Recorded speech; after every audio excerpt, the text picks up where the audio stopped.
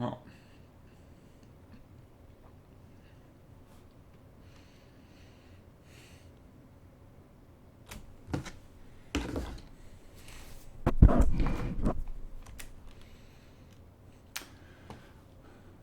Well, hey there everybody, and welcome to the stream. There's probably a bit of latency from when I started and whatnot. Anyway, today I'm going to be sculpting Magikarp from Pokémon. So I'm going to go ahead and bring up some reference in my other window and try to have enough room for like the chat and everything too. Okay, I can do this. My other monitor is pretty small, so this is tough.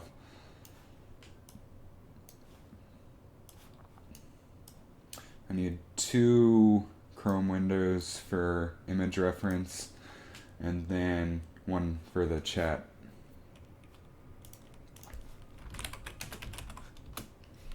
Alright, so we're going to bring up some Magikarp reference, and then the yellow eye rockfish. Which, if you've not seen a yellow eye rockfish, look it up. It's pretty much the fish that Magikarp is based off of. It's awesome. It's like a real life Magikarp. I love it. Alright. I started a Magikarp last night, but I didn't like where it was going. So anyway, I am going to go ahead and get started here. I'm going to start out with a sphere, because that's what I usually start out with when I'm sculpting Dynamesh. So double click that, drag it out, and let's get started. Turn on our X symmetry, so now it's mirroring on this side, but we're going to work from profile view. Alright, so Magikarp has this giant tail. We're going to go over here to Geometry, Dynamesh, turn it down to about 70, and turn it on. So now you can see we've got a decent amount of polygons for roughing stuff out, but not too much to work with.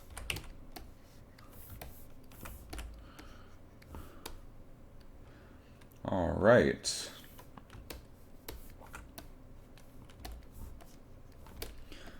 So I'm just going to drag this out, sort of put this into shape. We've got like sort of a terrible goldfish shape now. Like one of the crackers that you would eat. Can sort of drag that in. Sort of smooth this off. So he's got sort of like a rounded tail. The actual fish does not.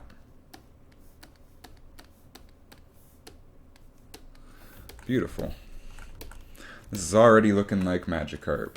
Not.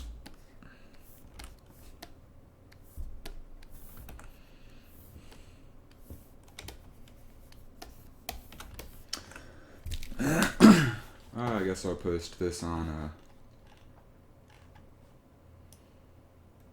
Facebook.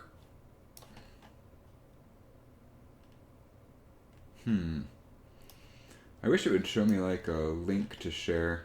Oh, there it is. And I viewed on the watch page. Okay, it is actually going. Cool.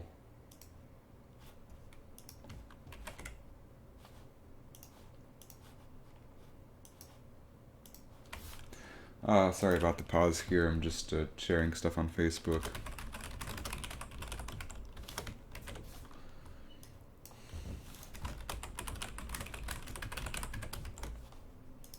Alright, and now back to work.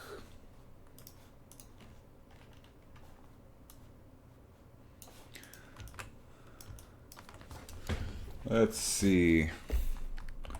As far as the shape goes, his body is bigger than the tail. So we're going to drag all this out a little bit. From the front, or top, from basically not profile, we want to smooth all this out and add some depth and stuff.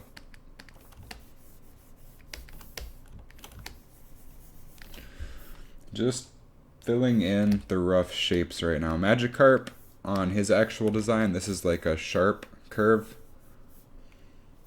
but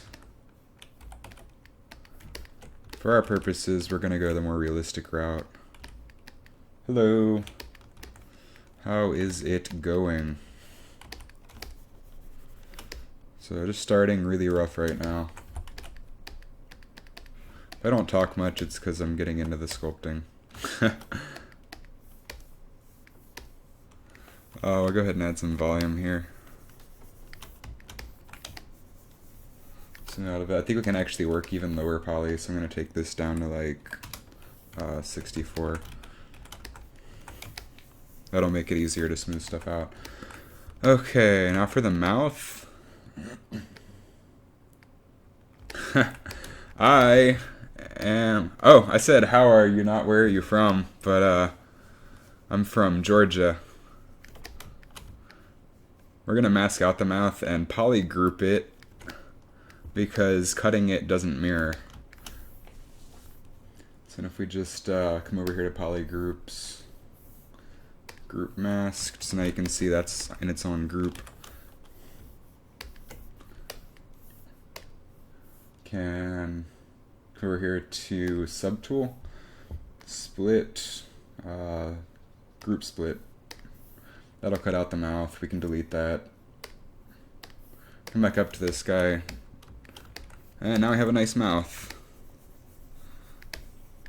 Just sort of start caving this in a bit, dynameshing along the way.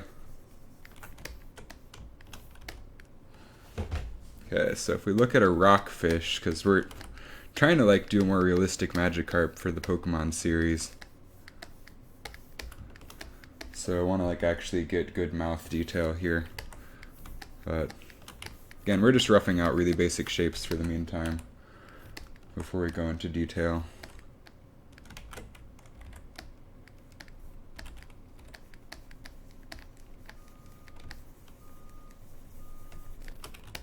Hey, what's up? I know this looks really rough right now. I'll actually show you all the one that I had going last night. I just wasn't happy enough with it. So I'm going to go ahead and save this as Magikarp 3. Or Magikarp, 8, wow. I always save incrementally just because it's easier to work that way. Wrong one. This was the guy I had going last night. Got most of the way roughing it out, but I'm not really happy with how it looks, so that's why I'm restarting.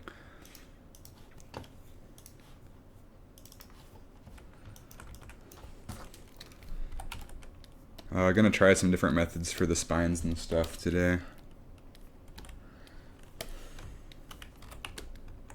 So what I can do is just sort of mask this out, smooth it a bit, invert it, drag it in.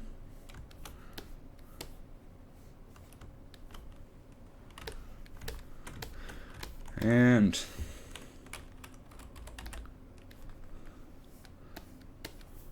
that'll give us a nice cave for the mouth where we can put his lack of teeth. He has a tongue, I think. We'll do that later.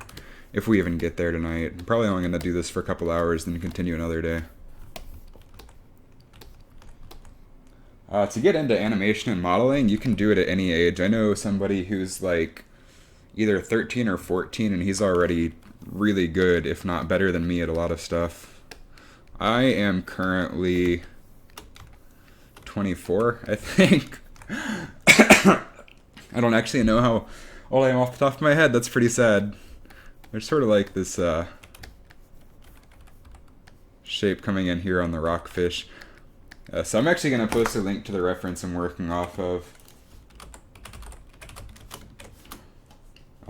That is reference, and that is reference.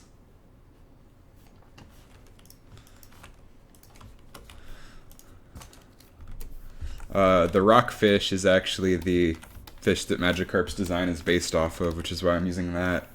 We're going to go ahead and up the Dynamesh here a little bit to like 80. Sculpt a little bit, Dynamesh, and that'll give us higher subdivisions to work with. Yeah, dude, if you want a fun way to start CG, Blender is a really good tool to download and start messing with. I use it for almost everything. And I actually make animated promotional videos for a living, and we use Blender at work. and it is completely free.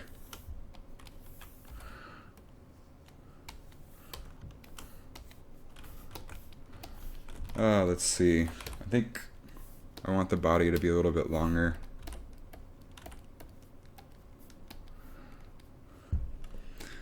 Sort of bring the mouth up a little bit. Like open the mouth because he has like this really derpy mouth.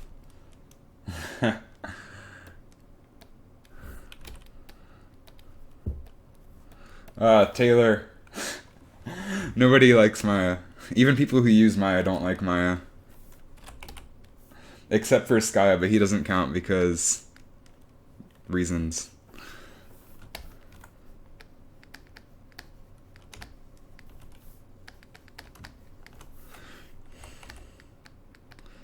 I'm just gonna sort of drag this around a little bit. Get the general shape in. That's all we're worried about right now.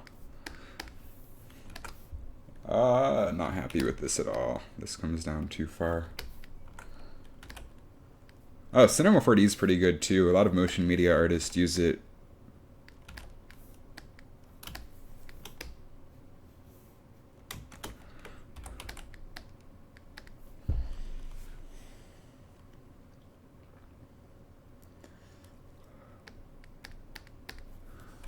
Cinema 4D's interface, from what I've seen, is actually a little bit similar to Blender. I mean, not the same or anything, but it's fairly, like, it can do a lot of the same things are in the same places. We're gonna start sculpting out the detail on this tail here. Just sort of removing volume here. So if you look at the Magikarp reference,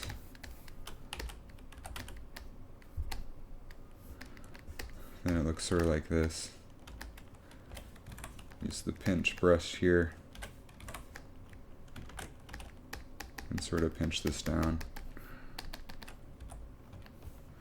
After Effects is fantastic, especially for motion media. After Effects is pretty much all I use just because Nuke is really expensive. Nuke is better for actual compositing work though.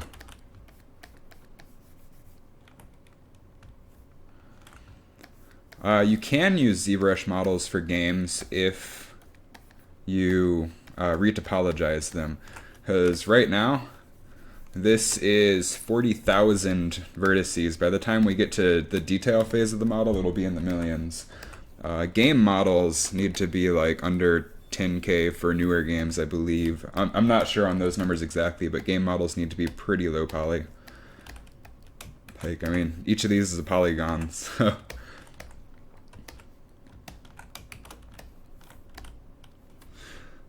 But Topo Gun is really good for retopologizing stuff, and it's only $100.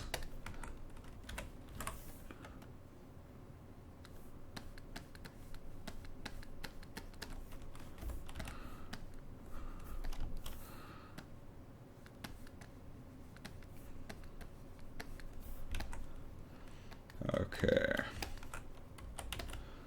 think he still needs like a more oval shape. So I'm gonna do... scale him down so my brush can be bigger relative to him, and just sort of drag that forward a bit.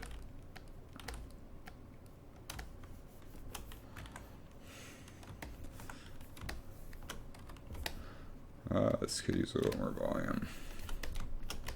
Alright, I think that'll work for our basic shape. So now we can get into the next level of detail. Start adding in Magikarp features here. He's got sort of like this line coming around like this, and it actually comes up a bit up here.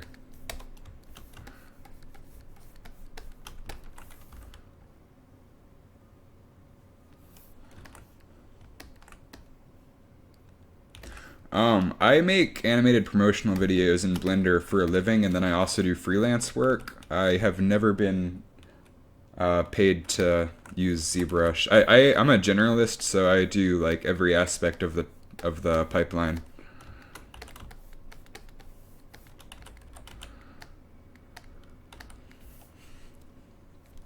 Taylor Hastings, if he's still in the chat, works on films and shows.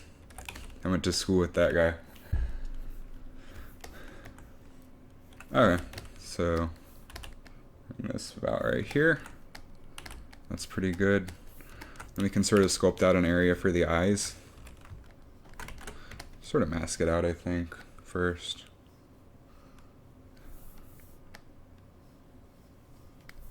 Okay, so we can do poly groups. I want to see if I have any groups. Okay, no groups right now.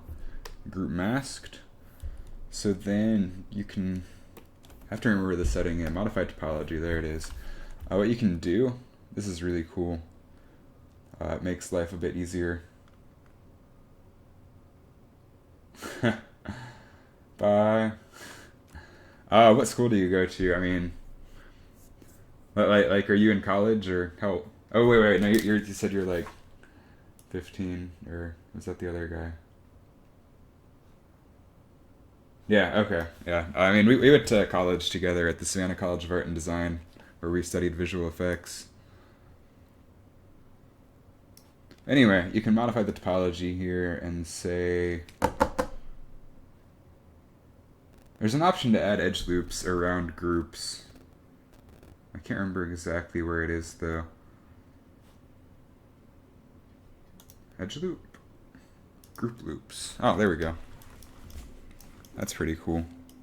Oh, there was a group around the mouth. That's annoying. Whatever. I'm just gonna...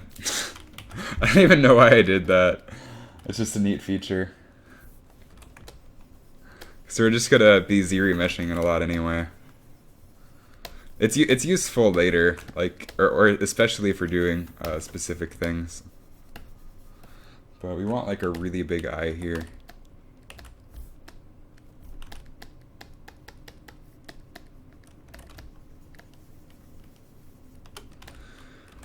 And then I guess a little bit of detail around the eye socket. We need to up our geometry now. So Dynamesh, up that to like 120. And that gives us more polygons to work with. And poly groups, we're gonna auto group just so we get it all in one group.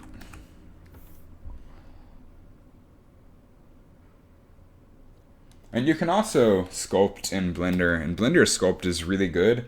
I mean, the free ones like Sculptors and stuff just don't have as many features as ZBrush, which is why I use ZBrush, because it's awesome, but it's also $700 something. But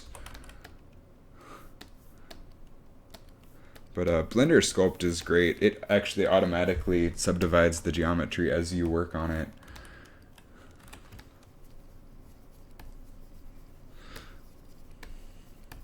We just want to create a nice socket for the eye here. And enough of a socket that when we use the ZRemesher later, it actually pays attention to it.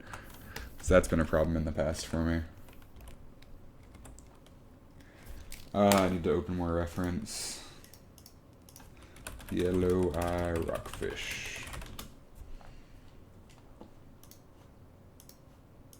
There are tons of pictures on Google, if you just Google yellow eye rockfish, of these fishermen holding them. They're huge. Oh man, he really doesn't have that much detail around the eyes. It is sharper though.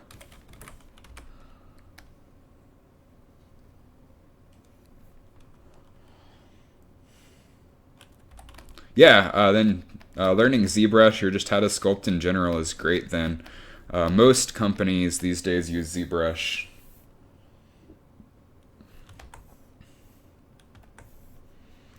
Okay, I think I'm happy with the positioning of the eye. Like maybe move it down a little bit.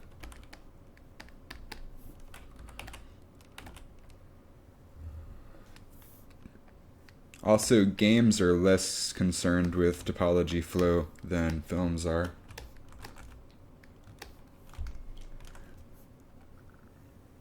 Alrighty. So that gives us... I think we need the body a little bit bigger.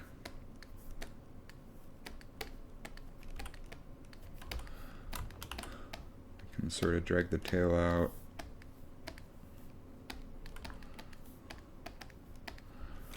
So all the Pokemon that I did for my series previously, I did in Blender, actually. I picked up ZBrush earlier this summer.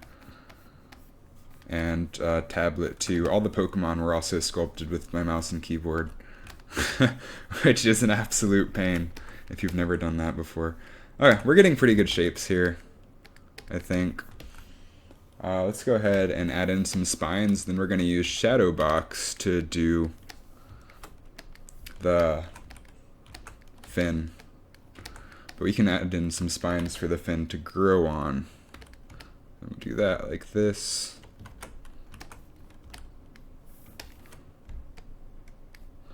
Like this. Like this. And what we're going to do is go more for the realistic fish look and have a lot of spines as opposed to the 3 that Magikarp has. Which I might get criticized by people, but it's whatever. So we can deflate these.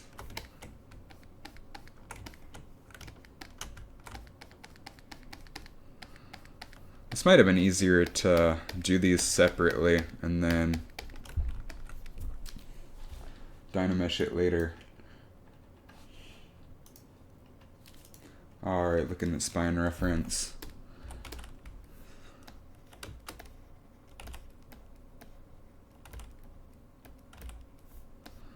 These all sort of come back. Okay, this is awful. That was a bad way to do it. We're going to do it a different way.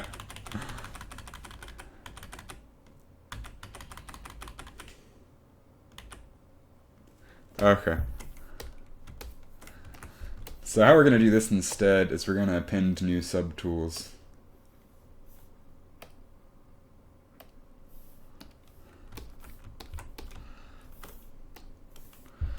What this allows us to do is use it as a separate object.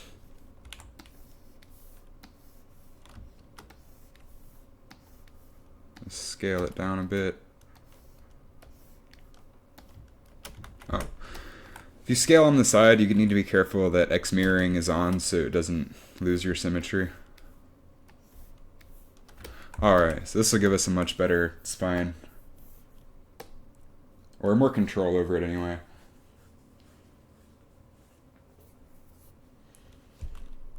Hey, that sounds pretty fun.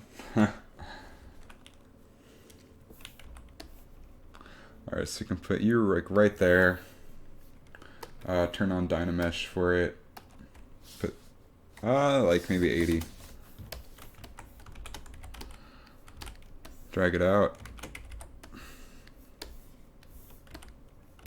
And working on one at a time is going to make life a lot easier.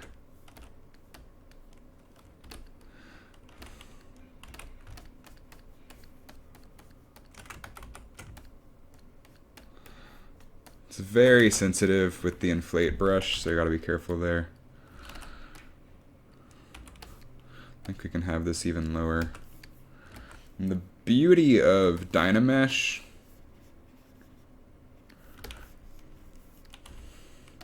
is that we can just merge this in later. But this makes it really easy to do each of these individually. Just duplicate it. Scale it up. Deflate it. Oh, what's up, Chad? I'm restarting because I didn't like the one that I did last night. There was a lot wrong with it.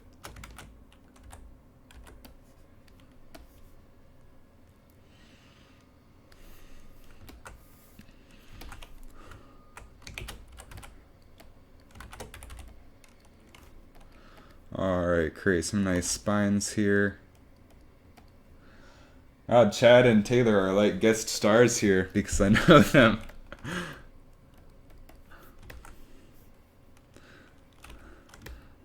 Alright, so then we can duplicate this guy.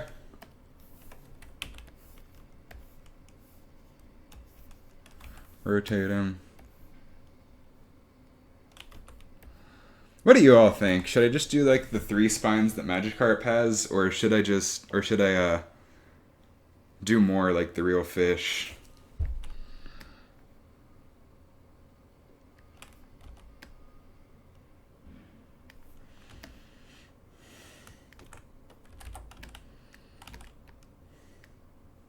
Only 3? Are you sure?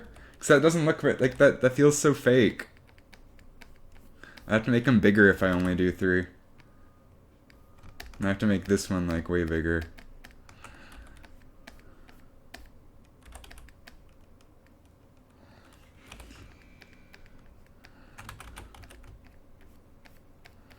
Okay, I'll do it.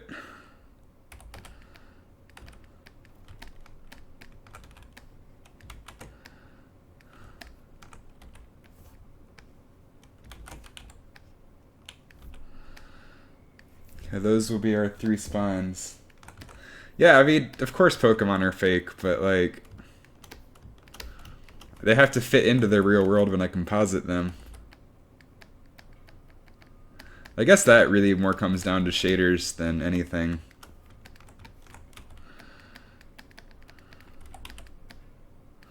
So sort of drag this out so it has like a base.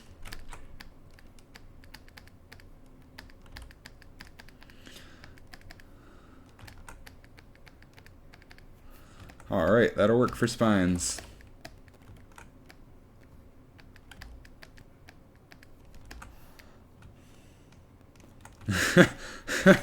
That's some Jaden Smith shit right there. I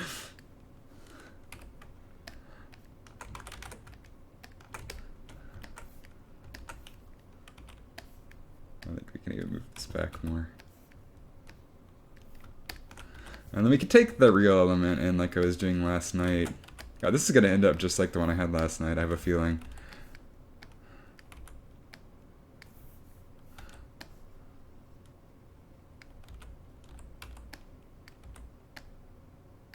Something like that, maybe.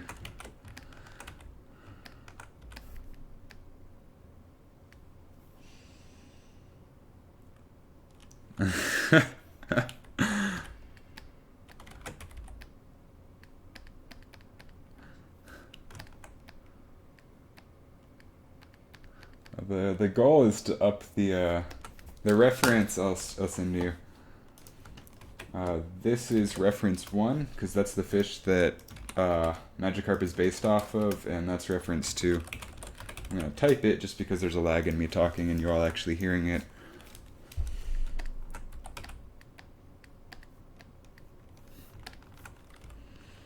Like, I have to add elements from the rockfish, but I also want to get Magikarp's shape.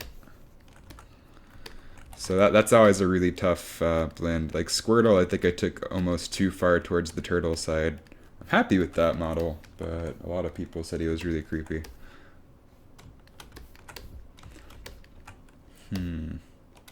This could be thinner. So we're going to remove some volume from it.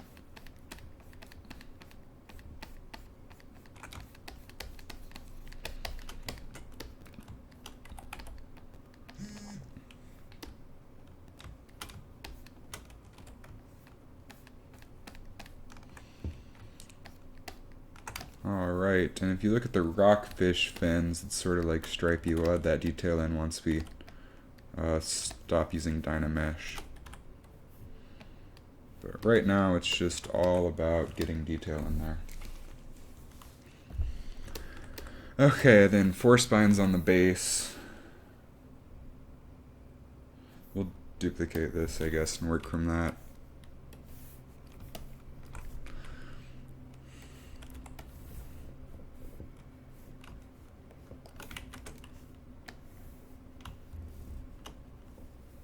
What is happening? There we go.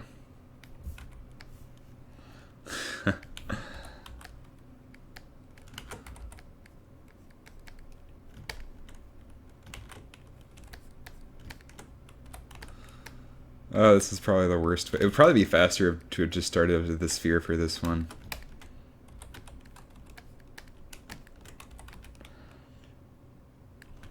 Hey, I'm using a Cintiq tablet, so it's like the tablet with the monitor built in, because it makes life a lot easier. I used to use exclusively a mouse and keyboard, but then I bought a tablet and haven't looked back.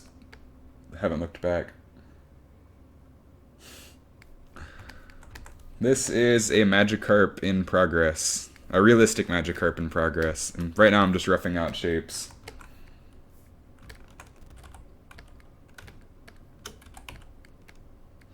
If you look at the reference, he has these, oh, I'm getting a call. I don't know from who.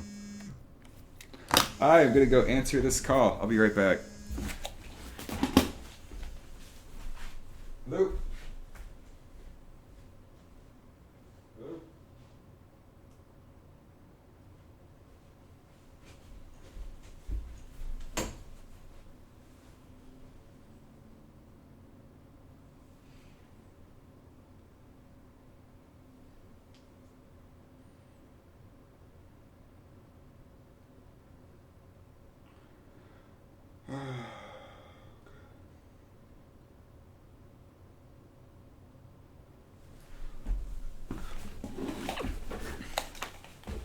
Oh, there was nobody on the other line, so whatever. Duplicate. Rotate. Scale. Rotate.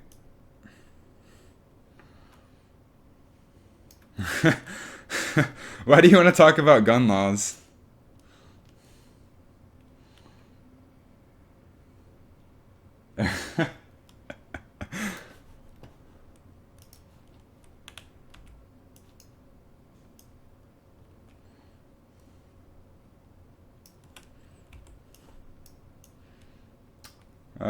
I don't generally talk about politics because I have no control over them.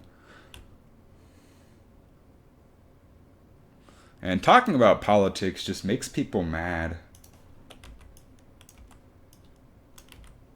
Alright, so now we've got the bottom spines. And how we're going to fill these in is using a shadow box. I'm going to go ahead and save.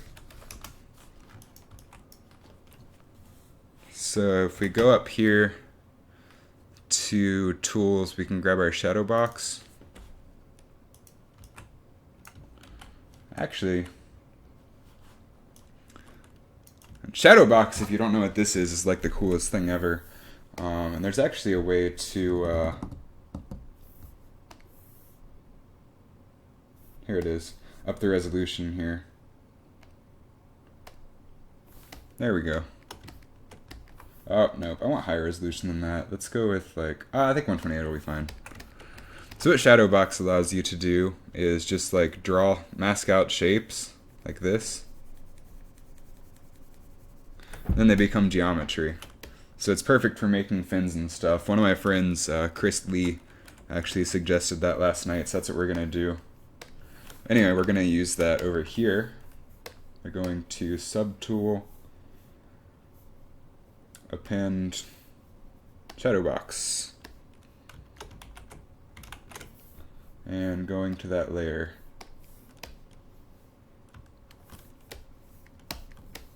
How to navigate here. Sometimes navigating is a little bit tricky. Aw, man, it doesn't. That's gonna make life hard. Oh, that's because it's masked, my bad. We can move this up. And then what we can do is just sort of mask in where we want the fins.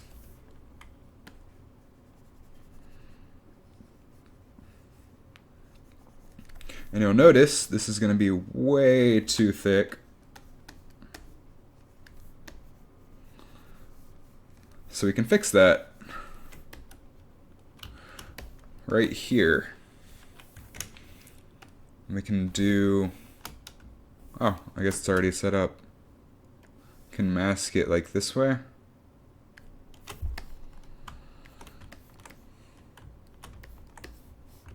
We're gonna have to turn on transparent.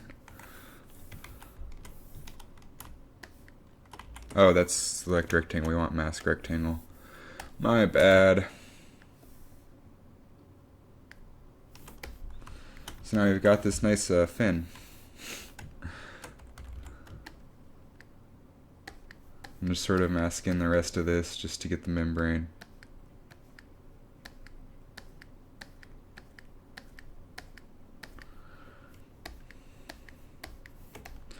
Shadow box is one of my favorite features in ZBrush.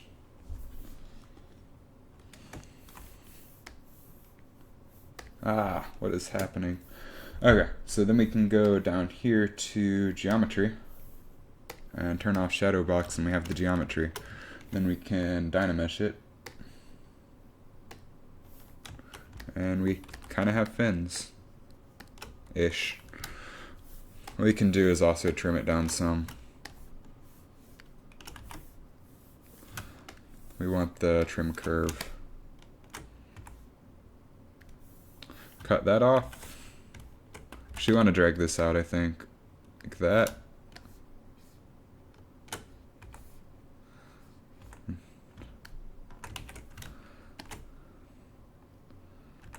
So something like this.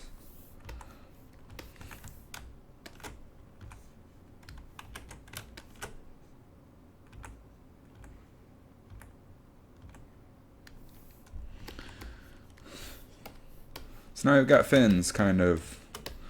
And we can actually scale this in a little bit.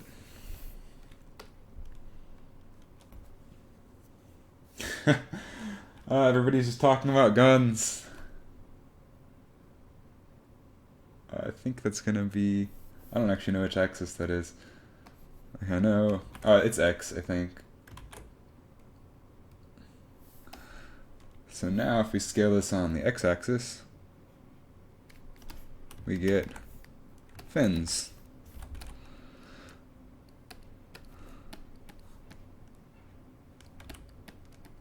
We can dynamesh that. I think we actually want this to be lower based on the actual rockfish.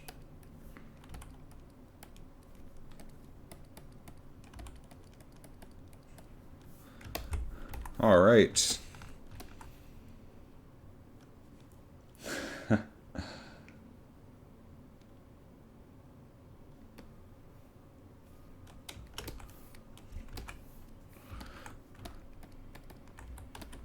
I think we can drag this around a little bit, make it feel better.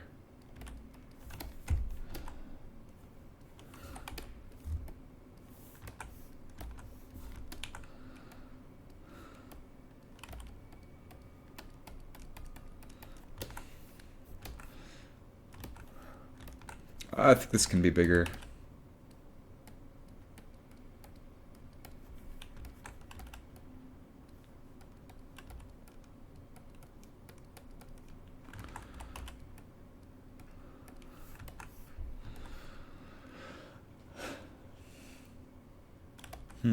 That's getting somewhere.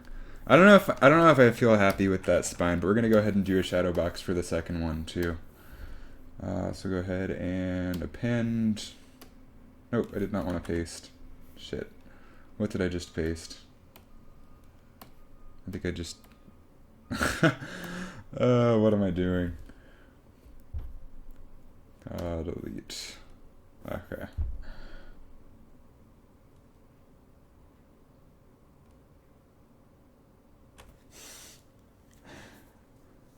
Oh, that's true. When he's at level 99, he can one-shot everything with recoil. Alright, so we're going to append another shadow box. Come down here.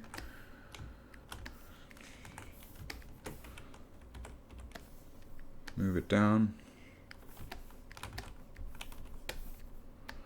We're going to turn the resolution up on this.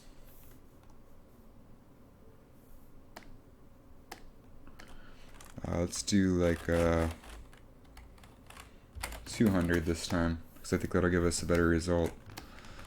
Turn on transparency.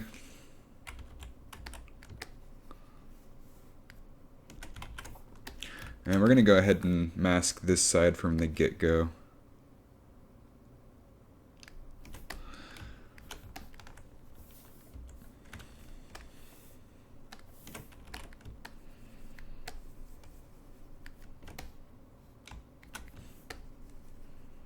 And we're just going to sort of draw in the fins.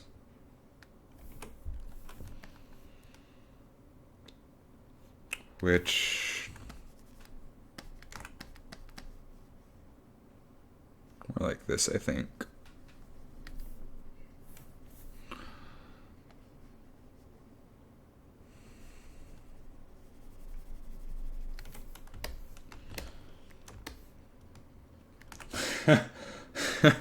Magikarp is the best Pokemon. I watched a YouTube video where he one-shotted all the legendaries with his recoil.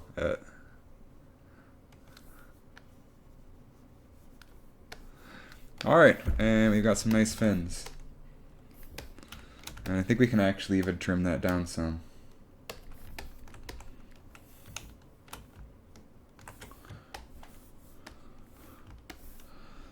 Take a little bit off you.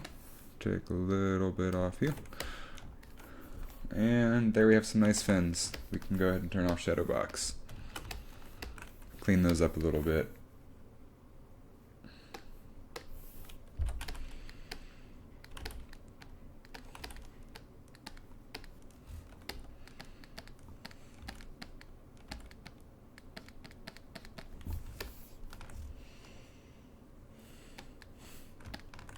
Oh, that's true, because the Magikarp name was Pimpcarp. I remember that, or something like that. His Pokemon had great names. I forgot what they were, but... that is starting to look like something. I think these spines can actually be a little bit thinner.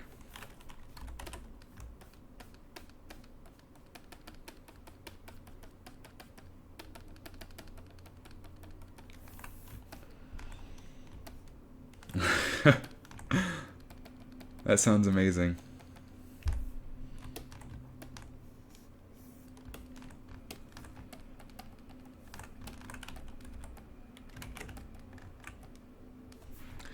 Alright.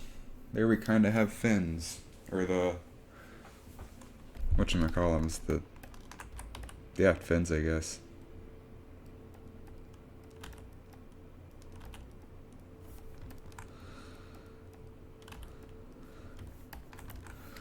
Alright, what next? I guess we should block in the side fin, which I'm actually going to model in sort of a T-pose, so they're going to be sticking out this way instead of going to the side. Now the question is, do I want to do it in the style of Magikarp's fin, which looks fake, or do I want to go for more realistic? I guess I have to go like halfway between. I'm going to go ahead and save this before it crashes. For the fin, we're going to go ahead and add another subtool, but first we're going to go ahead and merge all these into one. So we can split them later if we need to, but this will just save us some space.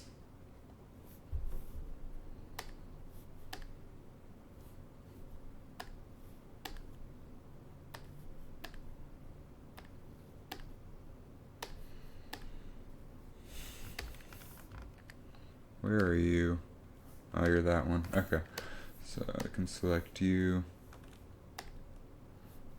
Alright, so now we've got all these in one subtool.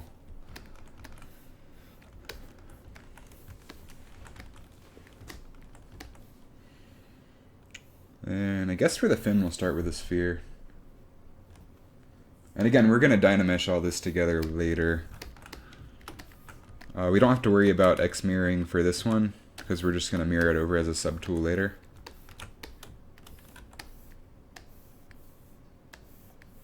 But for Magikarp style fin, his fin starts like right over here by the face. So I'm actually gonna push those details forward a little bit before I work on this. Then we can Dynamesh it like 70. That's pretty good.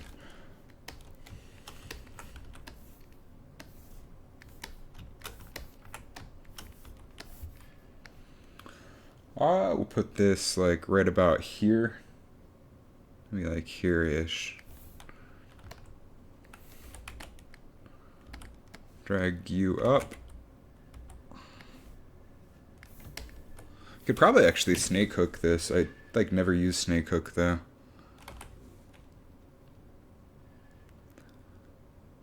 Snake hook in. Nope.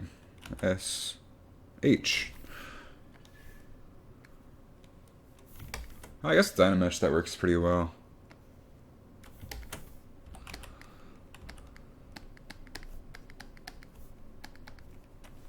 Just have to sort of bring that out some.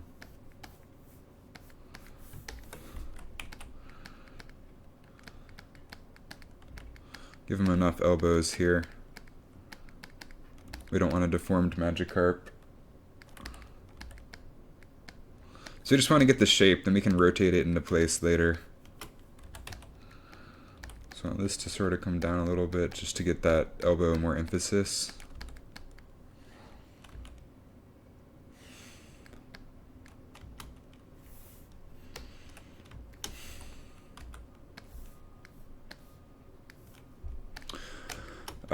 We can trim this down a little bit. I trimmed that the wrong way.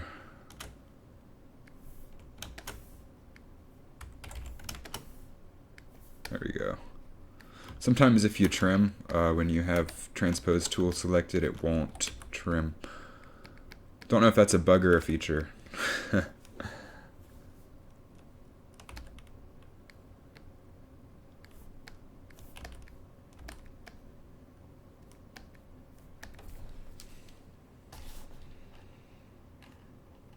Alright. I think maybe a little bit shorter.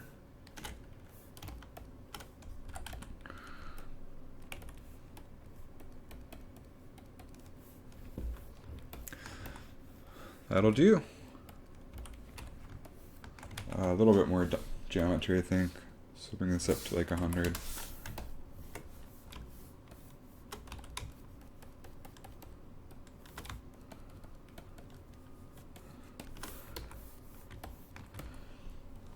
Then we'll go ahead and use shadow box again because that's proved really useful so far.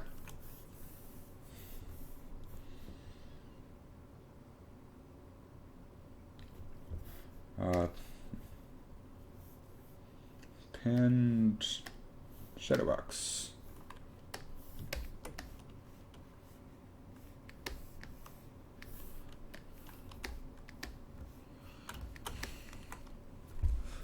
Transparent.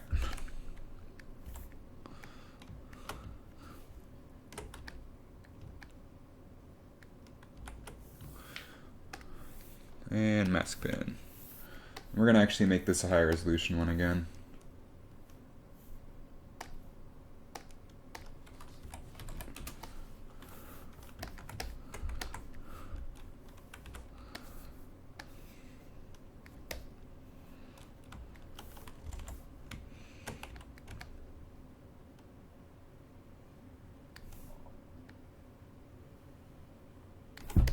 That'll work. And cut this out.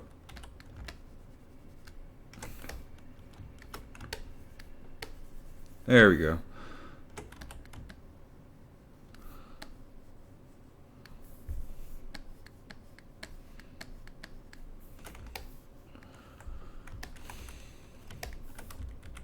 This needs to be centered more.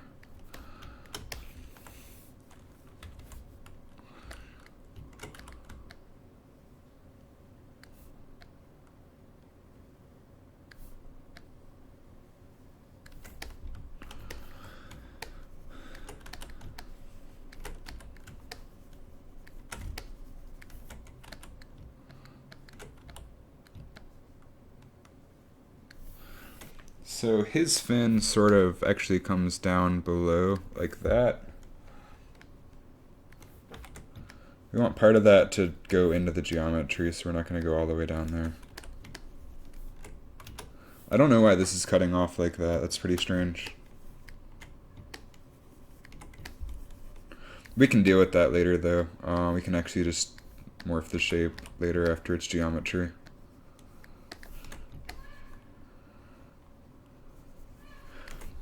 Oh, I know why. It's because of this mask.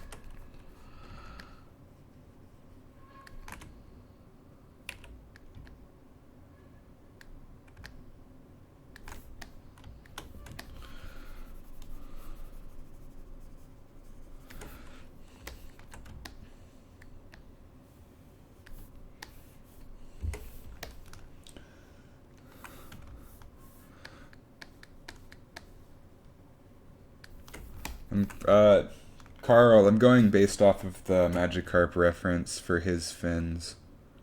And I'm making the membrane part of it right now using shadow box. Shadow box is a really cool tool that, if you don't know what it is, that lets you mask off areas, and it creates geometry from just 3 different masks.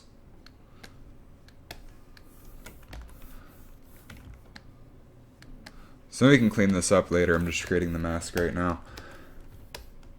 Alright, so then if we come over here, turn off shadow box, we now have our fin, kind of.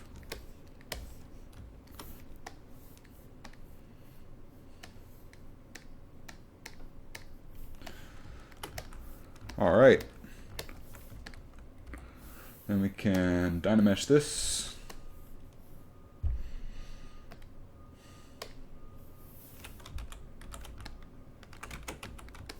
Smooth it out.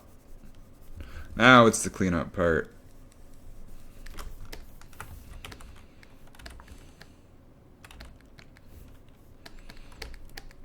Add some nice shape to this.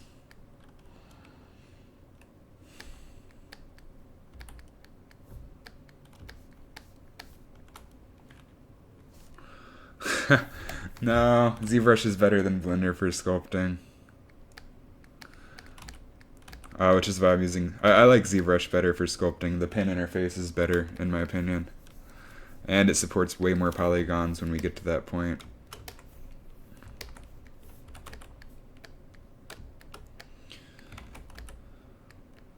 I just want to sort of thin this out a little bit. Which I guess we can do like this.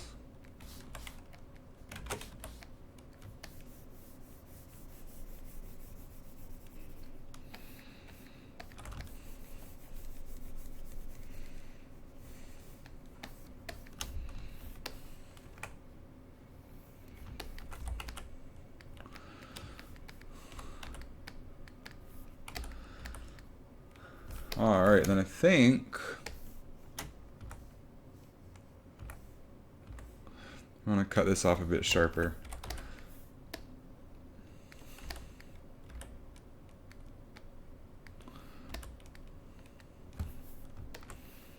That'll do for basic fin shape. So then we can merge these together. Merge down. And rotate into shape.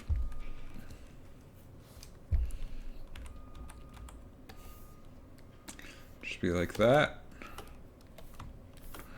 And like that. Because we want to put it in a riggable pose.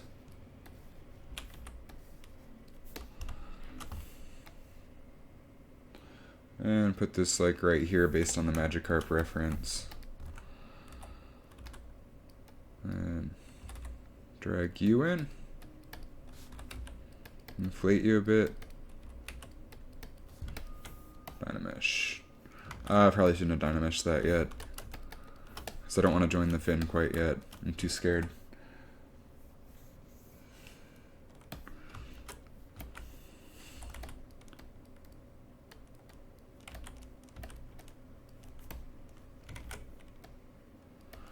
Alright. Getting somewhere.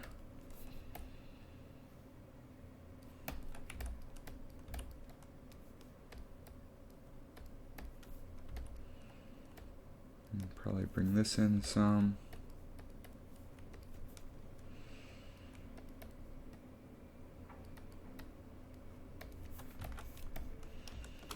And then save, because this plugin that I'm about to use crashes sometimes. Subtool Master Mirror. Bam, now we have 2 fins. And when it's rigged, we'll rotate these back to where they should be. But for now, back to our Magikarp. I think the shape is pretty close, actually. So we're going to go ahead and add some whiskers.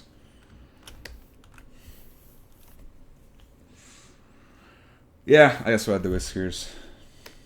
Just to get the whole shape in before we start doing detail work. So, sphere.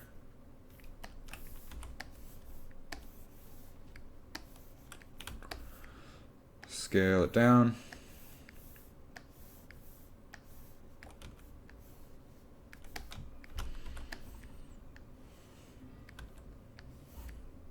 a little bit bigger.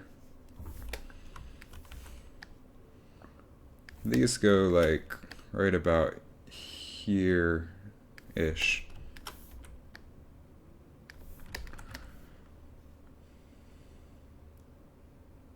Yeah, for sculpting, ZBrush all the way. Like, Blender just can't do as much and can't support as many polygons. The dynamic topology in Blender is really good, and ZBrush doesn't do that on the fly. You have to Dynamesh manually, which has its benefits and its negatives. But ZBrush just has so many useful features for sculpting, it's ridiculous.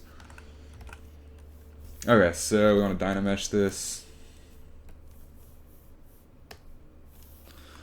And then we're gonna snake hook it.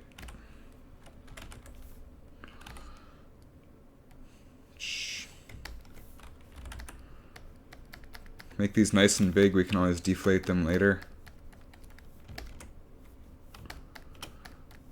This is gonna take a little bit.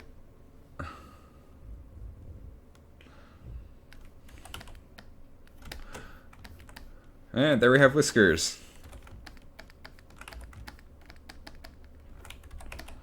Oh, bye. It's fun talking to you. Best of luck in your 3D endeavors.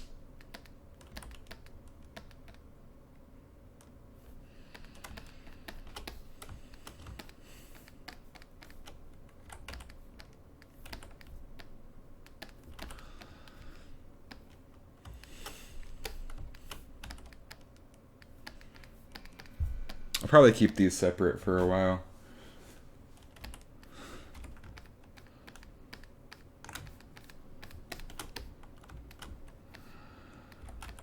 The reason I picked up ZBrush is it's a really good thing to know. And if I do want to break into the industry someday as a modeler, then gotta know ZBrush. Also, it's just a really good tool that supports so many polygons.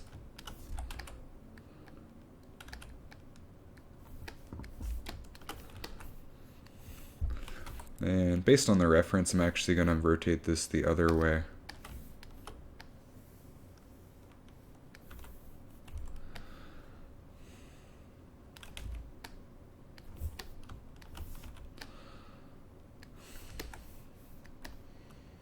Tan is God. Tan's amazing.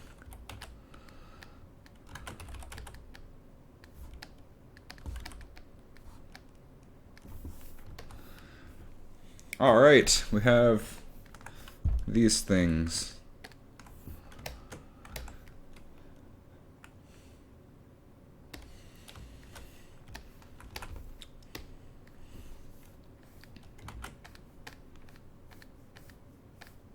Yeah, it's unfortunate that Maya is just so far ingrained into the pipelines that it's never going away, period. Like, there's no way you can compete with that because all the... Oh, bye, Chad. We gotta hang out soon.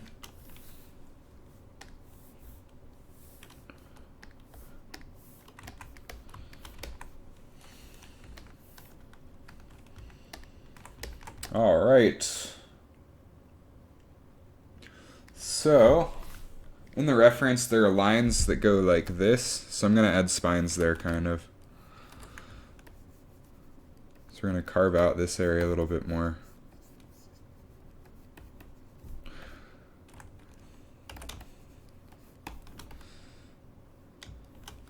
Then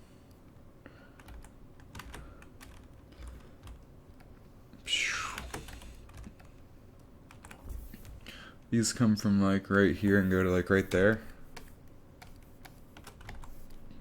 Just to get basic shape in, I guess.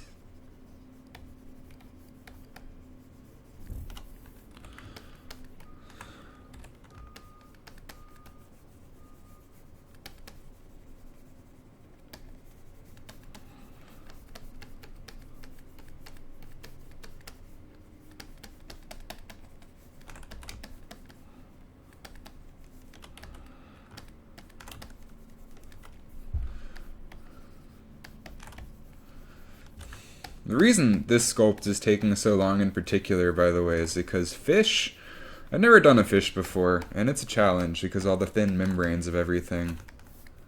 I'm not used to dealing with that. I think I need to inflate that a bit so it doesn't screw up when I dynamesh it later.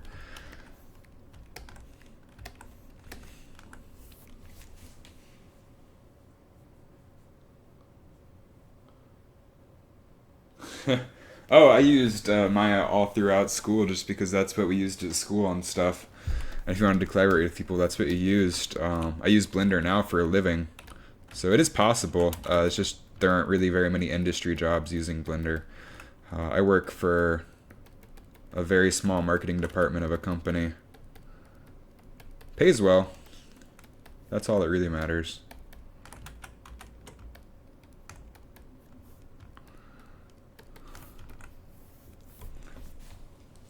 I think I need to move. No, and based on the Magikarp reference, these are in the right spots. I'm going to add the small back fins that the rockfish has, just because it's good detail. So to do that, we can just sort of mask this area off.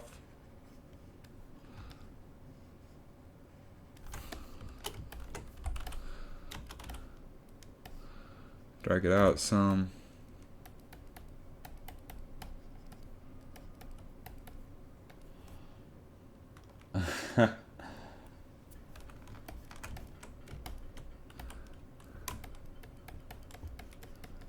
Wait, what's the finally for?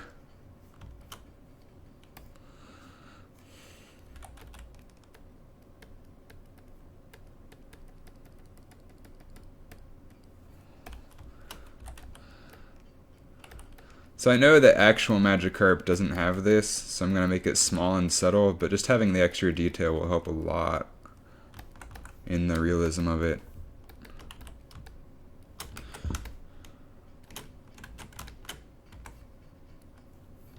Whatever.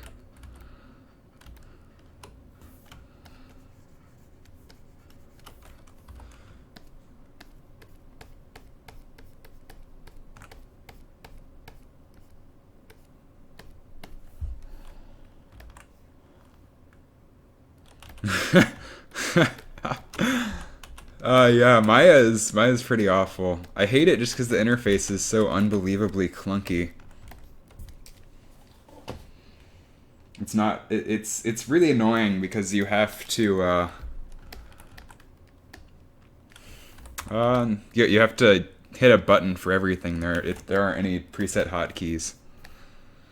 Oh, we want to get some muscle sort of definition in here, so we're gonna outline that like so, and sort of inflate it around the edges.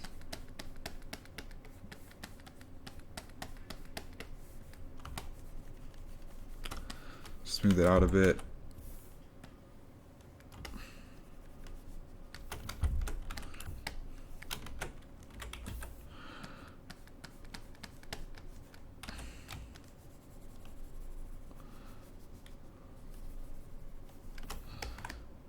Alright, this is starting to look like something. We can actually smooth this out a little bit. We just want like the muscle definition there.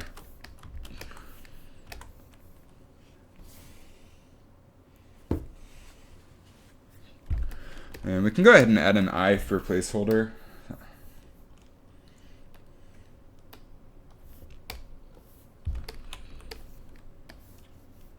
Move this up here.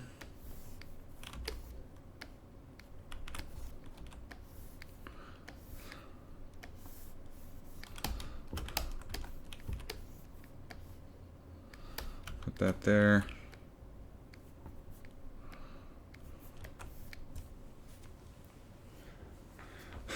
And I think we can make this little back fin a little bit bigger, just so it looks like it has a purpose.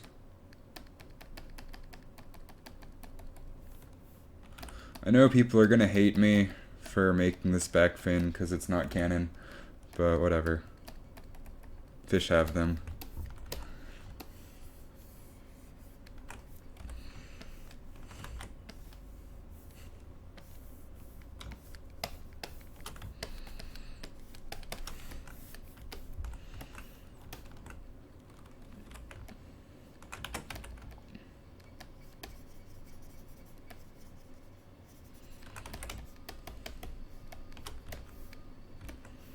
Alright, we're getting somewhere. This is not looking half bad. Yeah, F the haters. What is this, like the he who must not be named shit? You're allowed to use the F word, I think, unless YouTube blocks that stuff. I don't know. Oh, we'll add the other fin down here. I don't even know what the purpose of these fins are, but they're there in the actual fish, so it's whatever.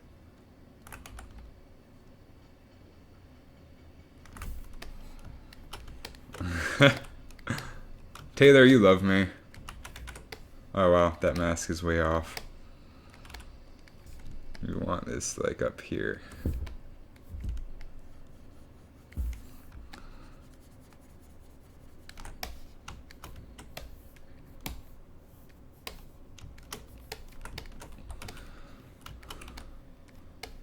There we go.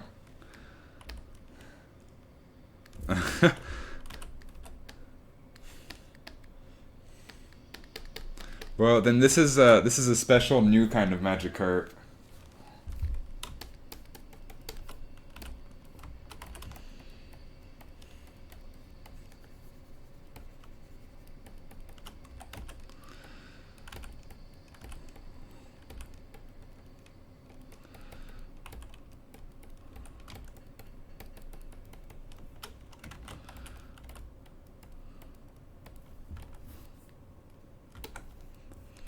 This is on the actual fish, but I'm actually not liking how this one's looking.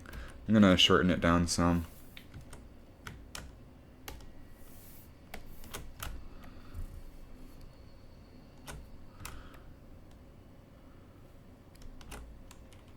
Uh-oh. There we go.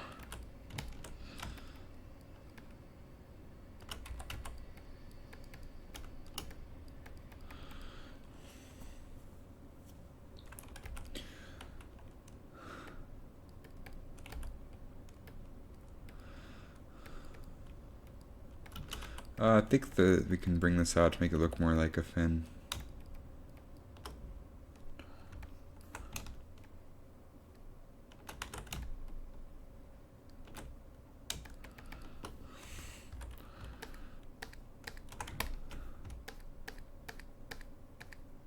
And we'll add more detail here later, of course, once we have more polygons to work with. But this is starting to look a lot better than the one I had last night, I think.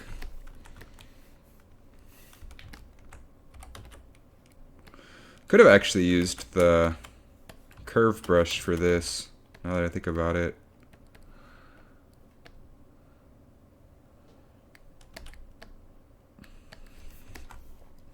There we go. Let's go ahead and get just the general thickness shape around the mouth.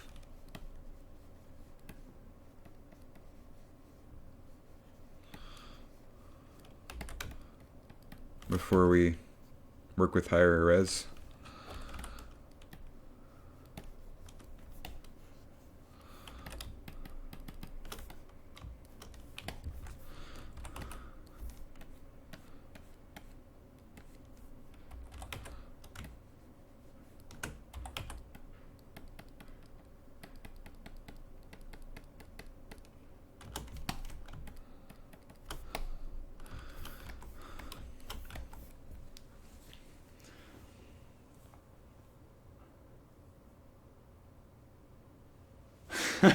That's actually an interesting question, wondering what Pokemon look like while they're actually evolving. That would be really funny to explore, like put on some super sunglasses and watch them. It's probably like looking at an eclipse, you go blind unless you have the special sunglasses.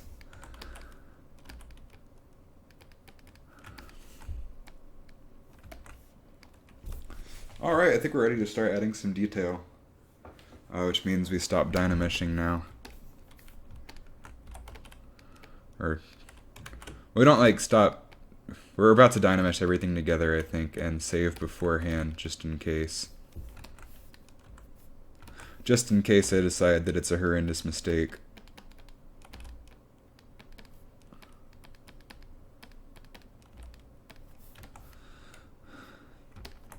Alright. So we'll turn the eye off. Come up here, turn everything else on.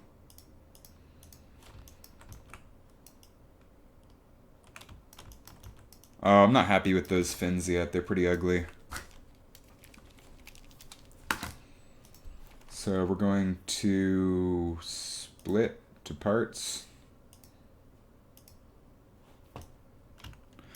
Then we're going to merge the two fins.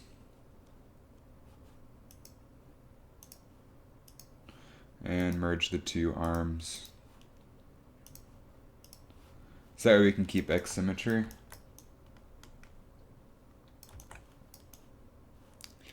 But work on just these. Alright. This is just really ugly.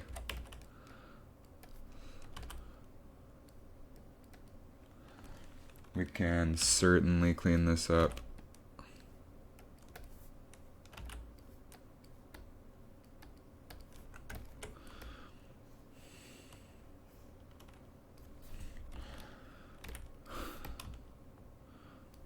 One, two, okay. Problem is this elbow needs to be lower.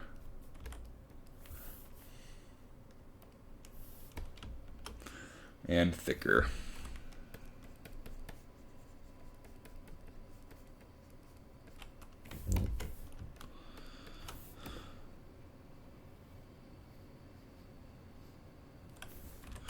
And less of a weird shape.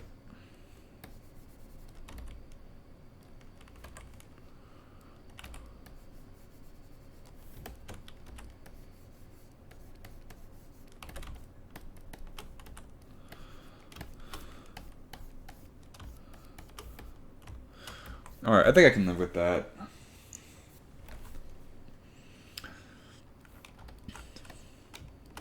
I screwed up.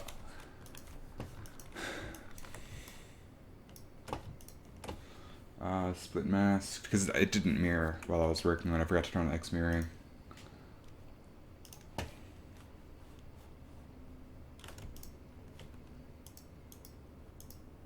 So you, we can delete. You, we can mirror. You,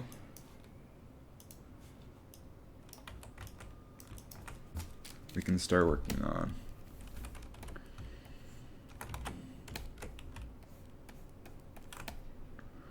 Start by deflating this some, just 'cause it's a little bit thick.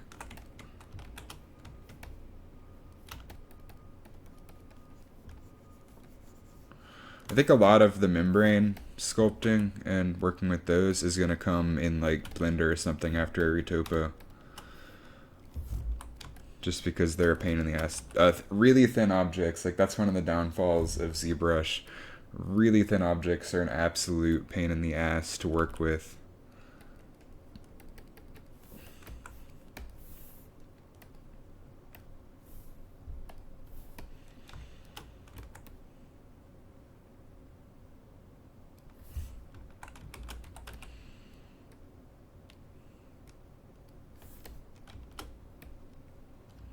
Oh, I think that'll work for us.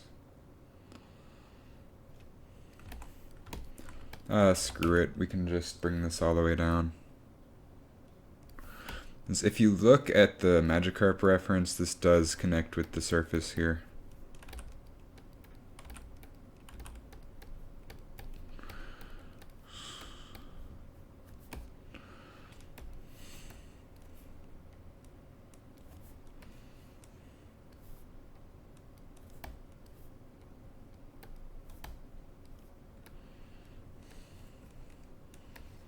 I used to sculpt exclusively with a mouse, but it's just too slow.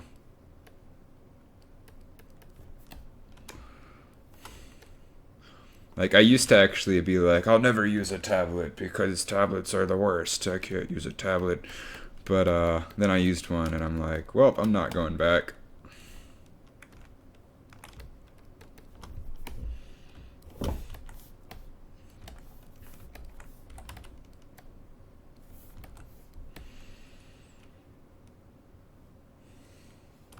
All Alright, that'll work. Alright, now we're going to Dynamesh everything together after we save. So, we take you, we go merge down, merge down, merge down, merge down, merge down, merge down, and now everything's one mesh. Check this out. So now we can sort of like smooth the spines a little bit into the skin and stuff. I think we want to actually go a little bit higher resolution than that though, just to get better detail. So we're gonna go to Geometry, Dynamesh, turn this up to like 256, and then do it. That'll give us a lot better detail to work with.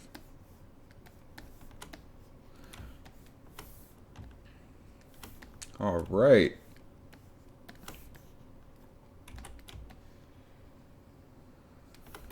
Now we're going to stop Dynameshing and just work on detail stuff. I might actually ZRemesh it first. I don't know, I might do that later. So that I can always ZRemesh and project.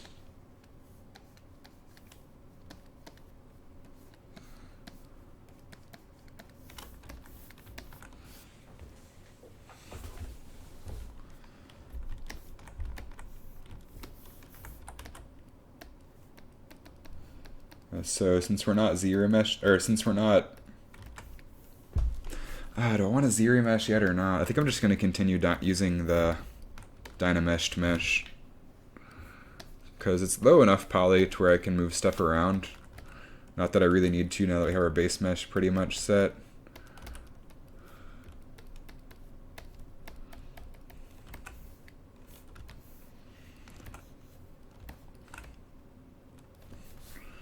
Alright. I think we can add a little bit of volume here.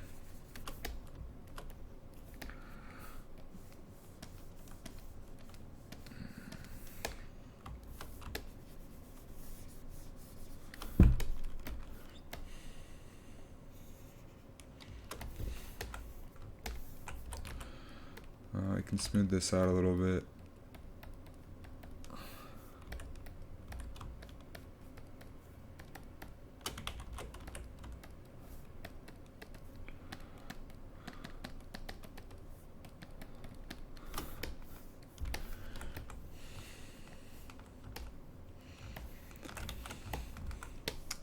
Alright, so we're going to want to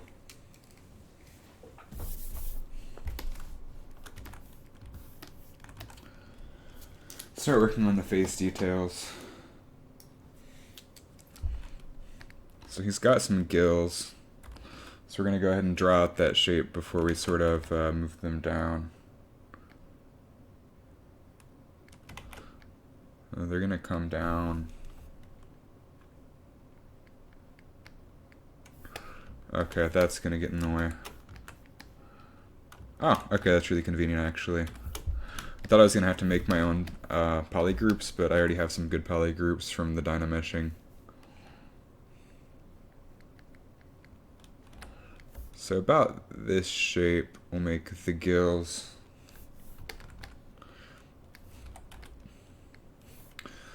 So we can sort of mask this area off.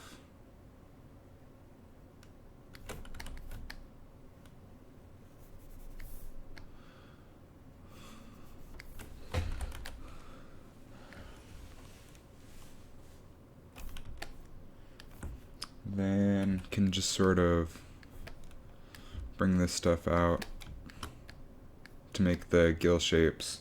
Because if you look at the yellow-eyed rockfish or whatever, his gills are sort of like bumpy shaped.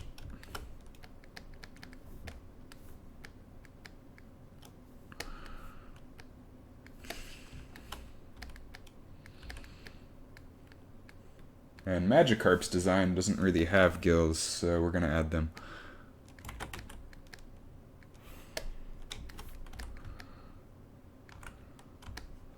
And sort of smooth this out a bit. Unmask. Now you got some gills.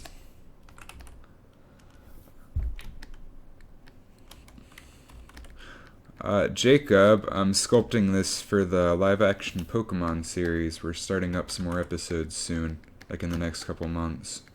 We have some really big plans, so it's going to take some time, but... that's going to be bad for remeshing.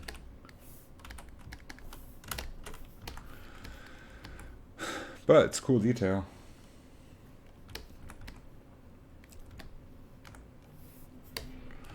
I think these need to be rotated, actually.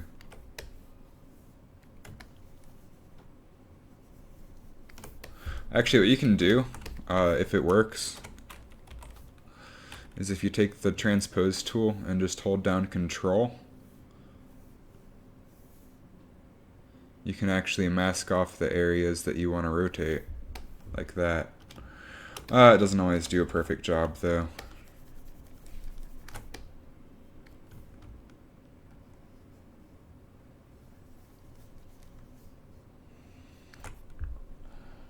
Actually, let's see. That's not going to work too well. Actually,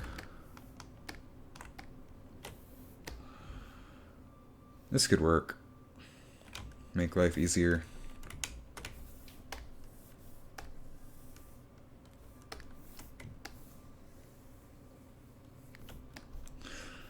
Alright. Now we have those masked. We can smooth out our mask. Then rotate after inverting. I think that looks a little bit better.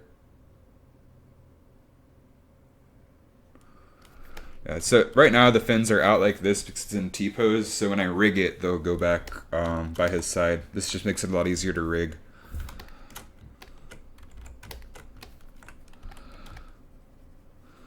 So I'm going to add sort of some muscles here, like where this is going to be deforming. Just some sort of mass here. I don't really know what the muscle would look like because Magikarp's fins are nothing like real fish fins.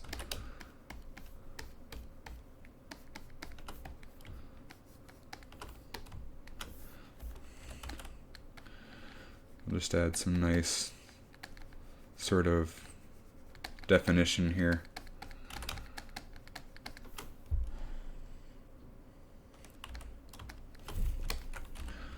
Alright, so we can sort of pinch this in now that we have more polygons to work with.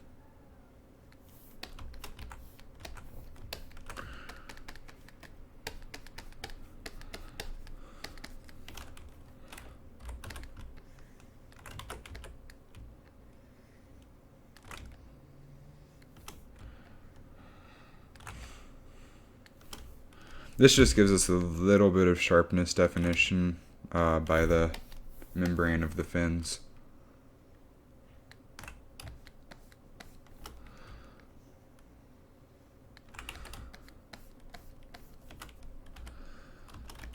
And we want to round this out as much as possible.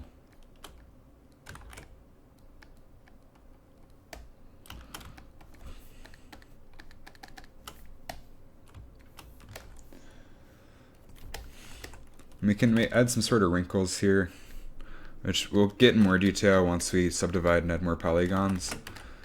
But there might be like some skin wrinkles here, like where the skin is attaching on the membrane.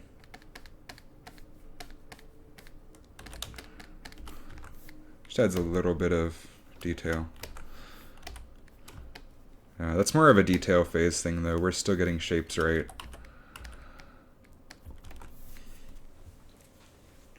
Alright, not looking too bad.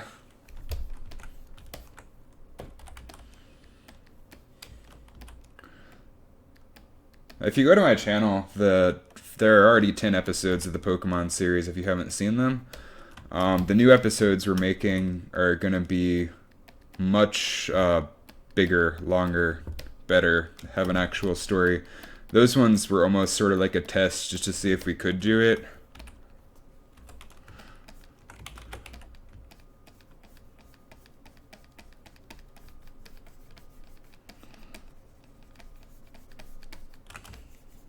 and most of them were improvised.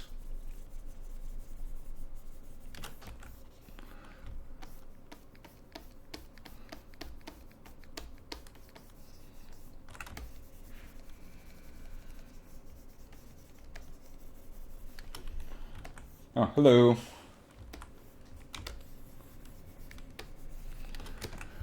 All right, I think we're ready to sort of remesh this and go into ZBrush. And go into ZRemesher.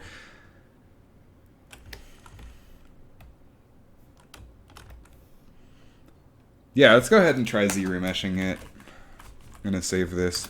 So what ZRemesher is it's like an auto retopology tool in ZBrush. So we can duplicate this because we can project it back onto our high res later. Let me just come down here to geometry. Because right now this is the only level of subdivision that we have on our model. And I'm pretty happy with the overall shape, so now we're going to go into detail phase. So we want a lower resolution as the base that we can UV unwrap and use in Blender later. So come down here to ZRemesher. Adaptive size to like 40 because we want these to stay as square as possible. So just less than 50. And I always forget how many that is. 5 would result in target topology of 5,000. Okay, that's pretty good. Let's try it.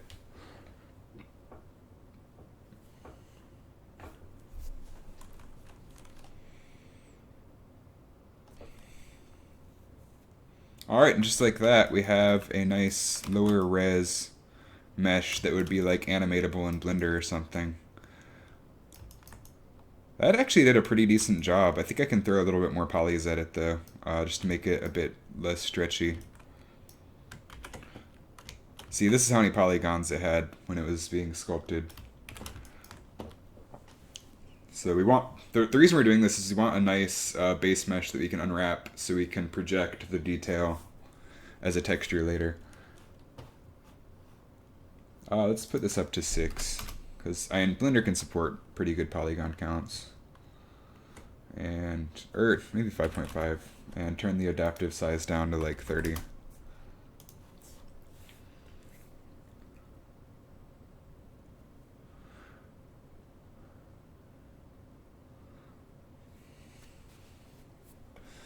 And just like that. I think I need better adaptive size then. I'm going to try turning it up to 60 just to see what happens.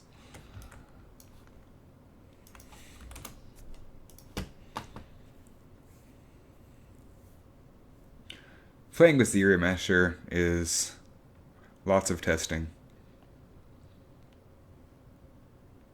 It's always better to just retopologize by hand if you can.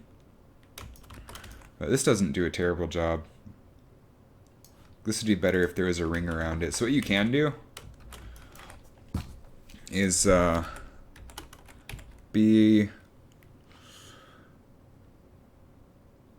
there's a curve brush somewhere around here for ZRemesher. Maybe it's under Z. ZRemesher guides, there we go. So if we want this to try to stay square, we can sort of put guides here that we want polygons to be straight there. Hey, Sydney. I'm assuming that's who that is. Then we can say we want a circle of polys around here. Unfortunately, you can't modify these curves once you've drawn them, so it's either get it right or redraw them.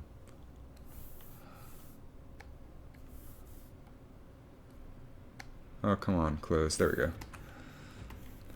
Let's see. I would like some curves around here, if at all possible.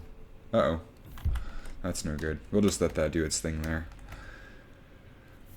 And it would be nice to have curves here. There we go. Let's see what it does with that. Let's turn this up to like 80.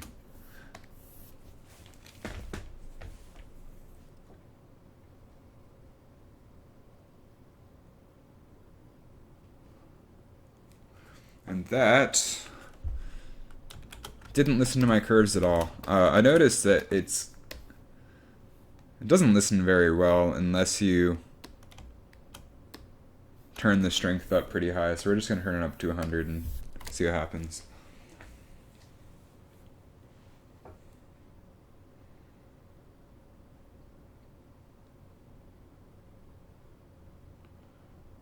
Much better. See, now we have nice deformable topology over here as opposed to what we did have. I think we can do better by adding more curves though. Like, let's see. If we add a curve here, that'll make things interesting at least.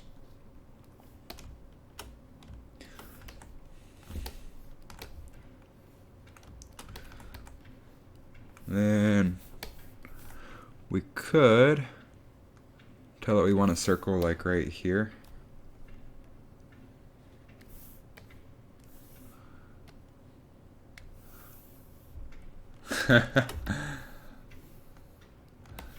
I'm glad it's you. Otherwise, I'd be embarrassed for calling a Sid Anderson Sydney. Although they should be proud to be Sydney Anderson.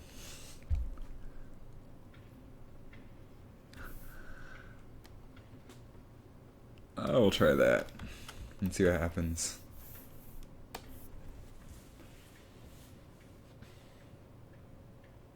ZRemesher is really good if you're not doing like faces. Topogun should really be used for creatures like this. That's pretty good. That's doable.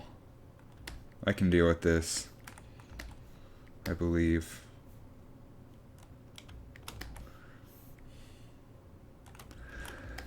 Let's one more thing. I just want to see if we can fix some stuff.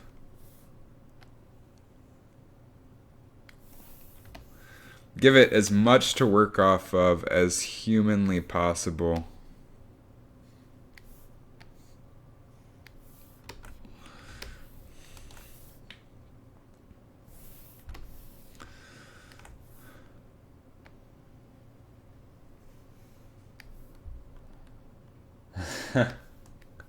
Yeah, I think the audio is way behind.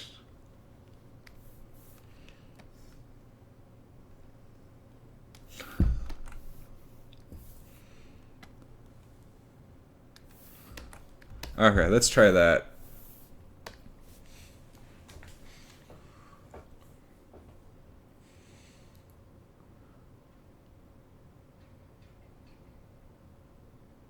Just give it a second to crunch some numbers. Oh, hey, now we're getting somewhere. I think I can live with this. And this will be fine. I'm really not sure why that's making weird shapes when it remeshes right here.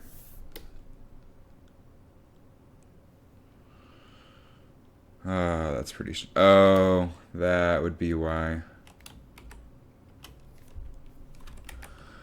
Let's go ahead and fix this.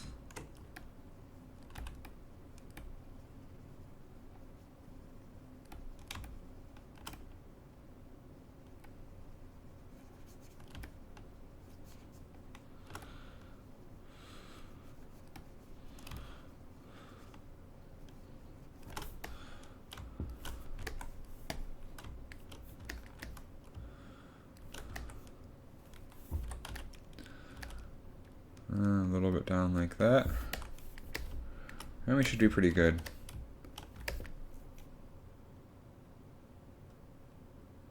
Hello, person whose name I can't read. Oh, thanks. It's still a long way to go on detail, which is what we're going to do after we get it Z-remeshed properly. Okay, now we're going to try remeshing. Now that that's fixed. Give it a second to crunch some numbers.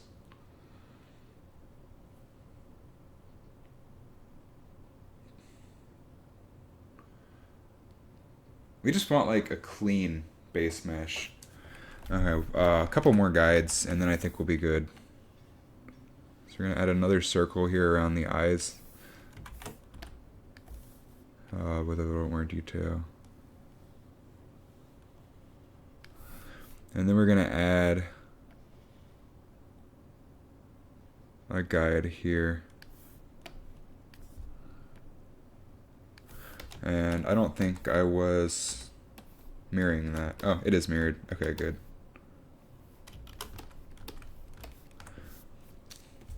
And ZRemesh.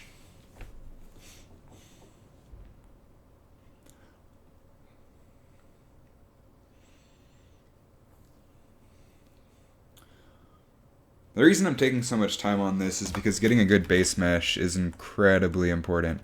So now you notice we have nice lines there where the gills were, we have nice curves around here, we have really nice curves around the eyes. The fins, I don't know how I feel about that, but we can live with it. This looks like it was too thin. So we're gonna thicken that up just a little bit and then do it one more time.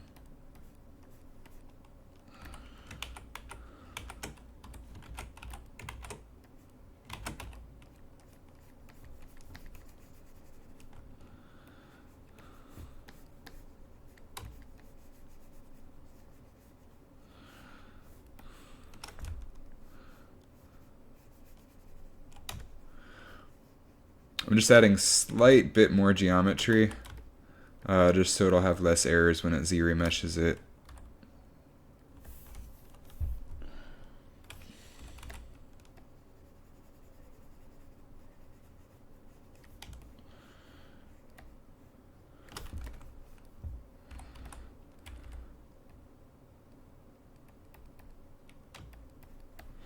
And I actually don't know why my cursor turned blue. That's pretty strange.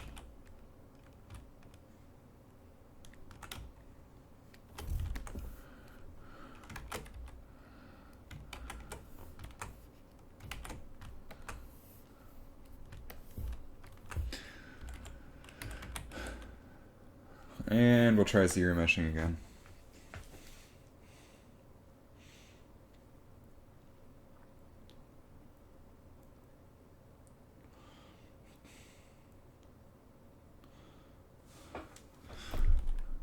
Alright, I think we can be happy with this. This looks pretty decent. But before we do that, we're going to save an iteration of it that has the guides on it, just so I can come back to that and not have to redo all the guides. If I want to come back to it later, then we'll just ZRemesh.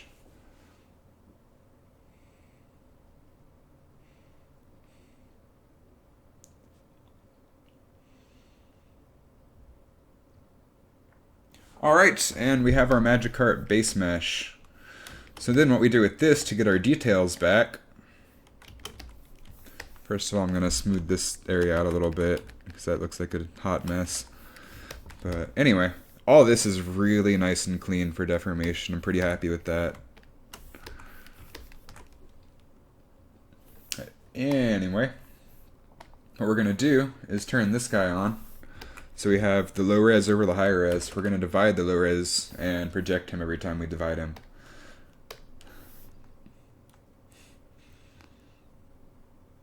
Oh, that was actually really fast. Projectile. Oh, shoot. Bad. I done screwed up. Because if you have other geometry on, it's going to try to project to it.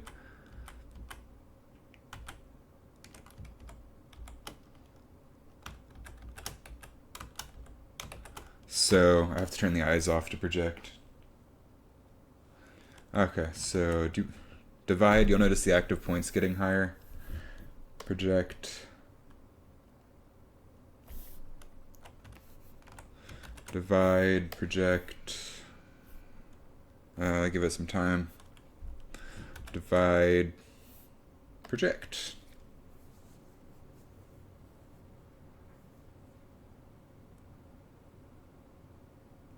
And now it should match the mesh pretty well. There we go. So now if we turn this guy off, we have all of the levels of resolution and all of the detail, which is awesome.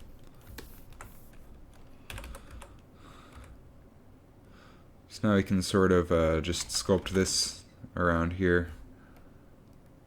Get it nice and sharp again. And if I had even more time, we can go super high quality detail here.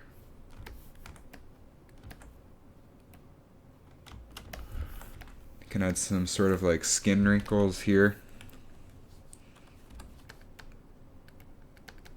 where it's sort of like connecting. This is the part where we just got to get creative and make it look nice. Although that looks awful. And this isn't really an accurate representation of the model with that material, so we're going to switch to the basic material.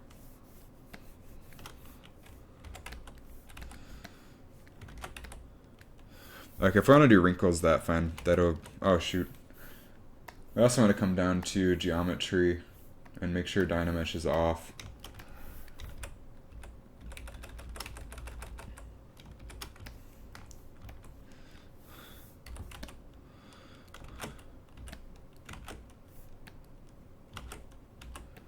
Okay, BPI for pinch.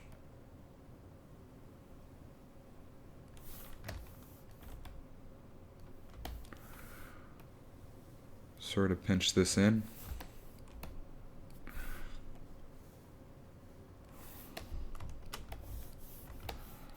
Then we can mask off this area.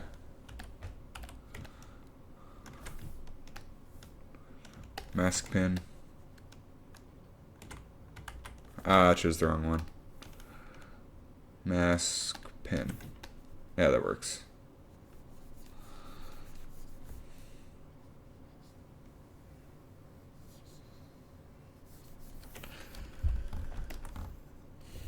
The reason we're masking this off is so we can take the overlapping area and make it actually overlap.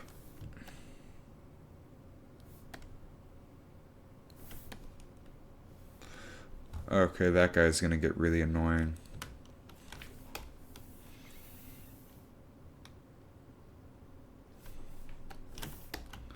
So what we can do is say we only want to work on this area, and it'll hide the rest.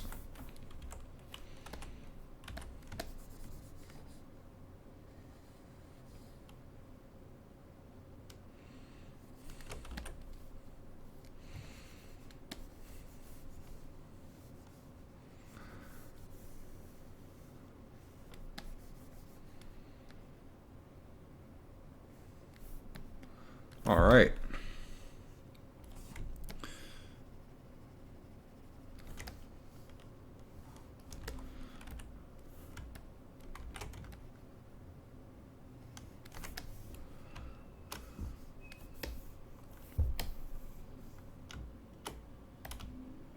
Oh my gosh, just orient how I want you to. There we go. And we can sort of inflate this over the mask.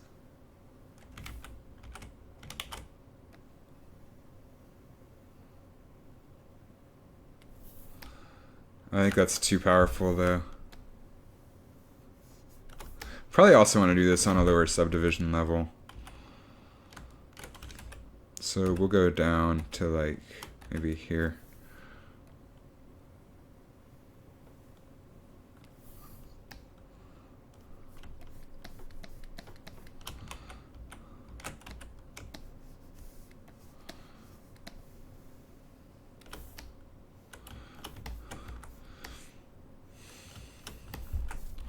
That'll give us a much better line there.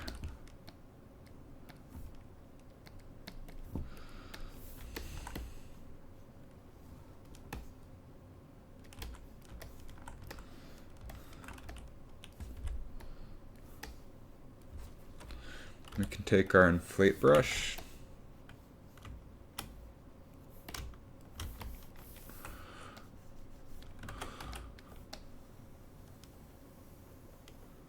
And sort of inflate this overall.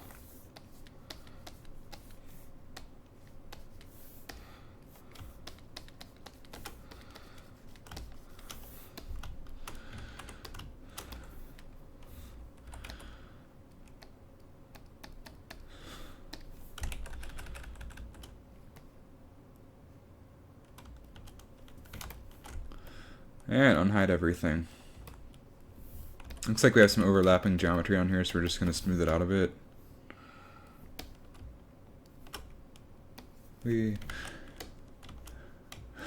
Now we're going to add some detail to the tail, which on Magikarp looks pretty simple, but we're going for a realistic look here.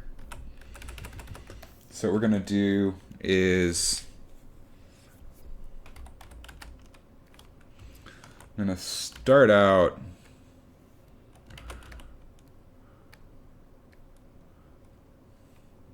just by adding some lines like this.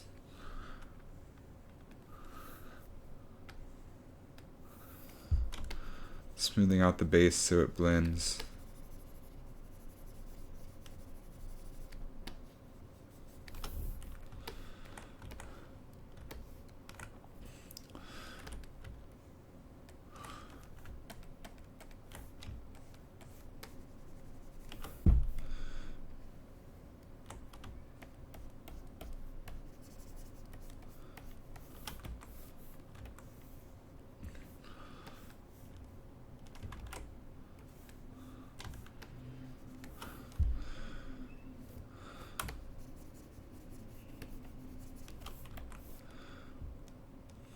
Alright, then we want to add a lot of detail. Trying to think of the best way to do that.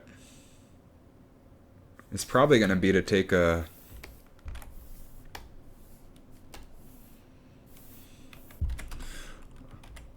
rake brush at a really low intensity.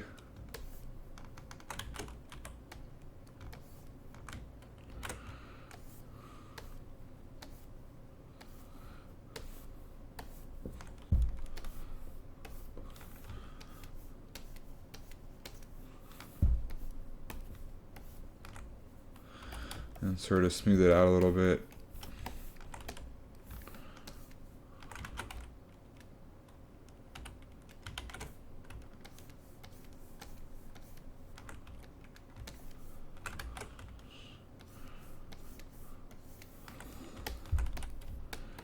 Same over here.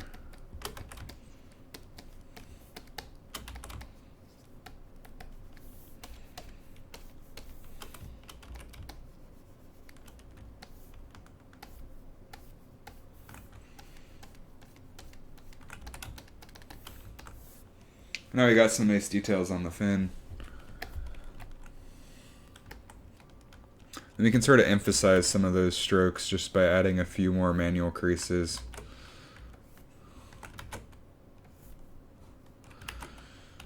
Smaller though. A little bit bigger than that. We'll try something like that.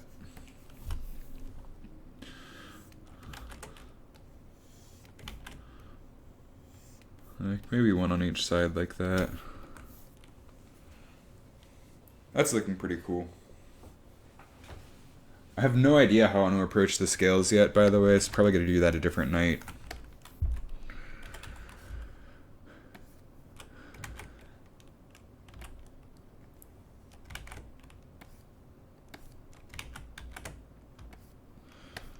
Just using the rake brush here on the fin. Give it a nice texture.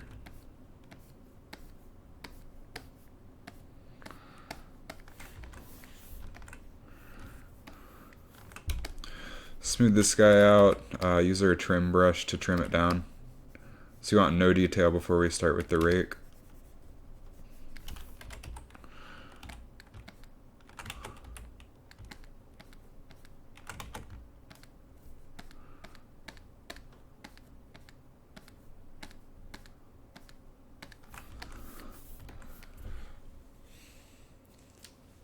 That's not half bad.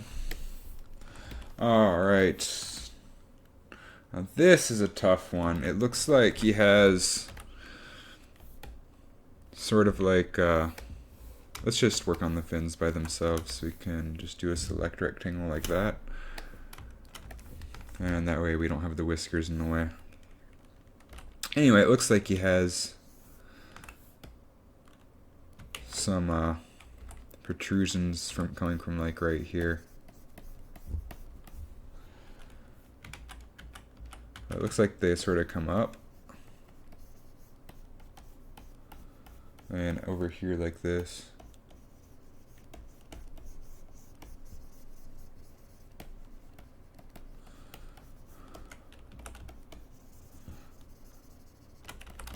Sort of smooth this out.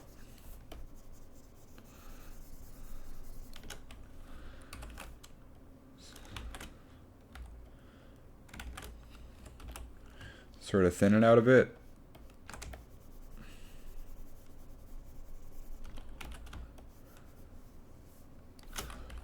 And like so. Although I want it sort of lopsided like that maybe.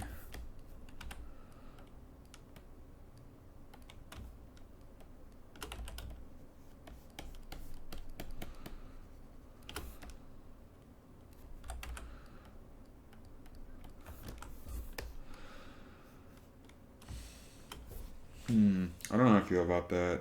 That's pretty ugly.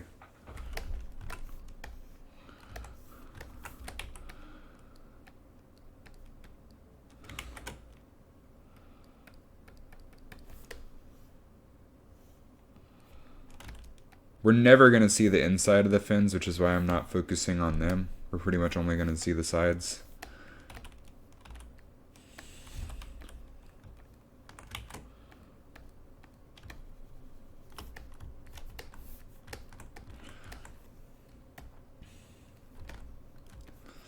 Alright, and then we'll just add one more right here.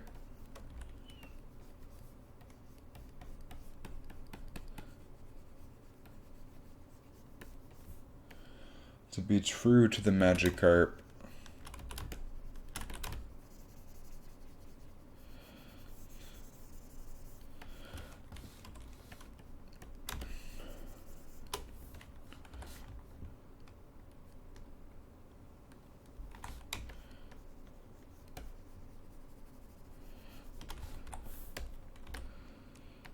All right.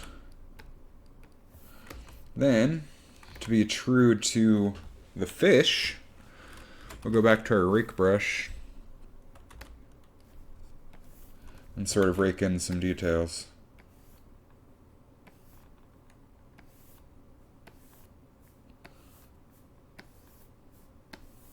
I actually really like the rake brush. I've never used it before.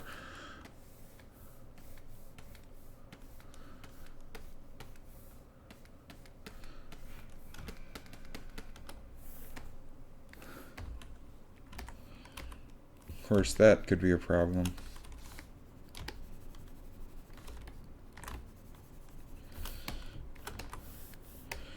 There we go. Got some nice fin detail, I think. God, I hate sushi.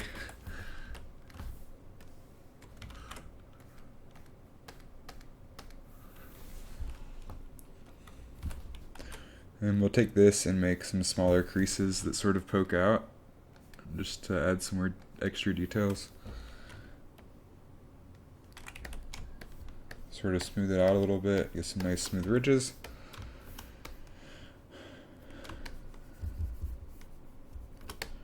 Ooh, that could be problematic. Let's see if it's overlap. I don't think it's overlapping at all yet. Yeah, we're fine.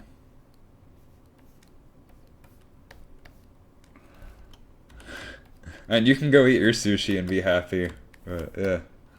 Alright, I have to fix this problem here. And how you fix this from happening is with something magical called backface culling. So you can go to auto masking and backface mask.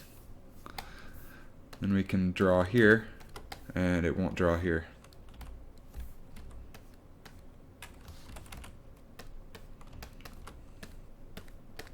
And since we're doing this on the lowest subdivision, if we now go back up to high subdivision, should keep most of our detail. We're going to smooth this out. And we're actually going to smooth out the entire back and rake it itself. It doesn't matter nearly as much as the front, but Now that we have the back face masking on, nothing will happen. We just want some detail here in case people do. I can tell you right now, nobody is ever going to see the back of this fin in the show. Hey, I turned on back face masking. Oh, I know what the problem is. Back face masking is per brush.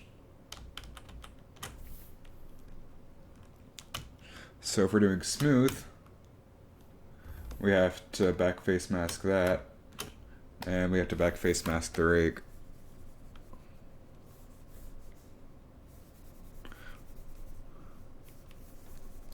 Alright, so now we're smoothing but the back but not the front. And now we're raking the back but not the front.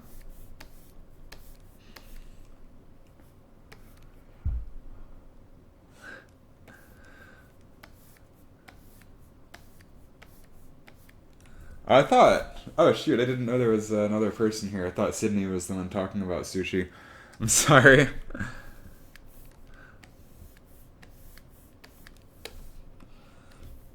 Right.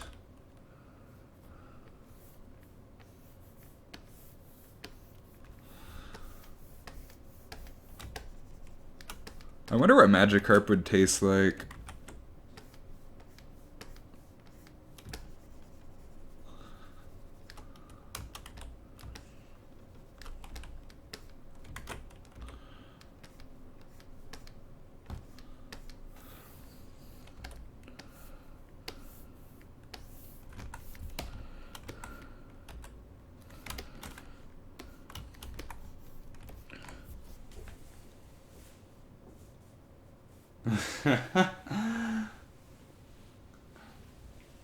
Wait, you have a different username on your phone?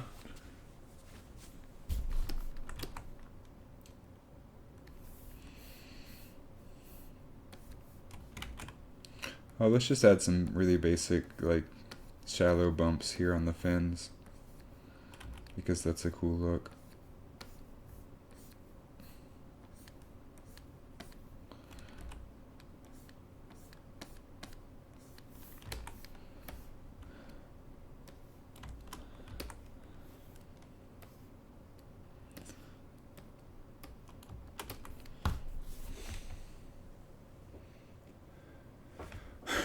Ugh.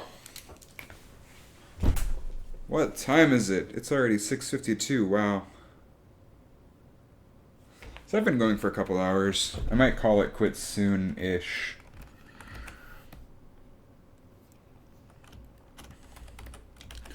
Let's get a little more muscle definition in here. We're just going to sort of inflate this a little bit.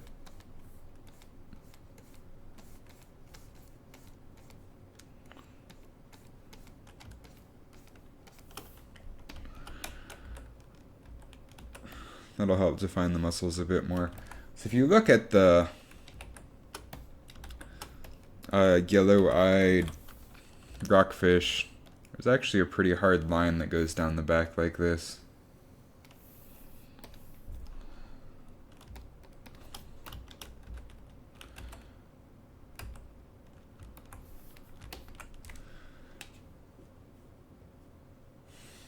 Alright, now I'm going to work on the mouth a little bit, then call it quits, I think.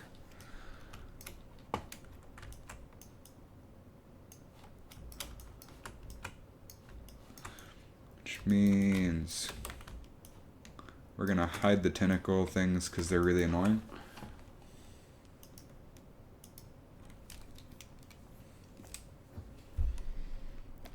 And then we're going to add a ridge right here by the mouth, or by the gills. And this sort of goes up to the mouth, just for a cool little muscle definition thing there.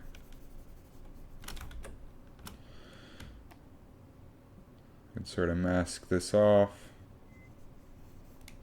smooth it out a bit, and drag this down. This is actually, I never used to really do this. I used to just try to sculpt it all in, but then last night Chris Lee suggested I do this, and it's a really good technique.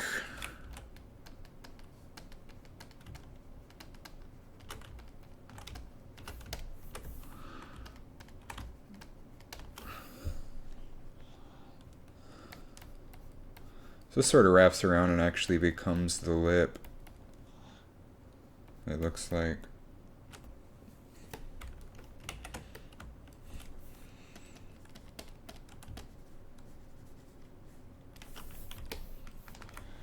And we can actually sort of cut this in some, make it like a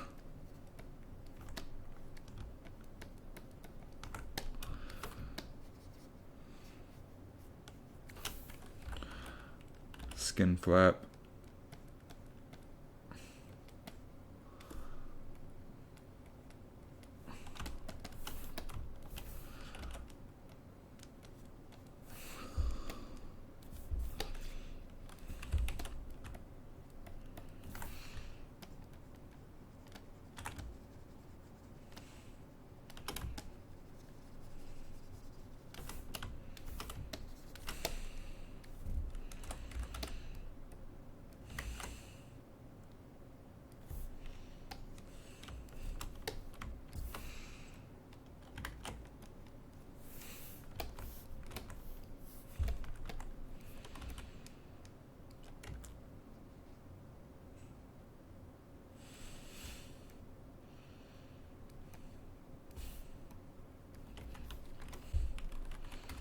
I'm going to sort of inflate these out again.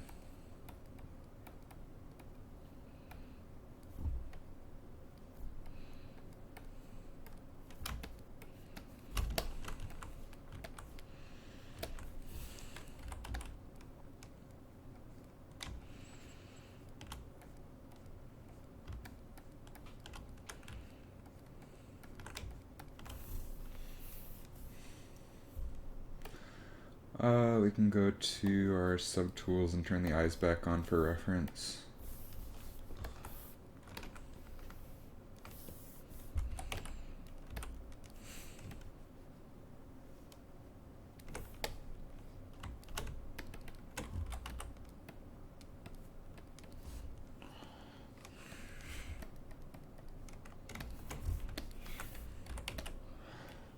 Can sort of sculpt some lines in here. These are sort of like wrinkles though, so we just want short strokes.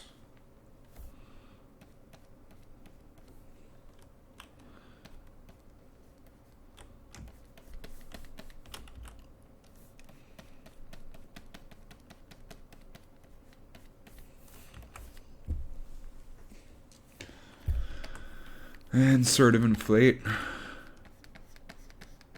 just to round off the shapes, the volumes.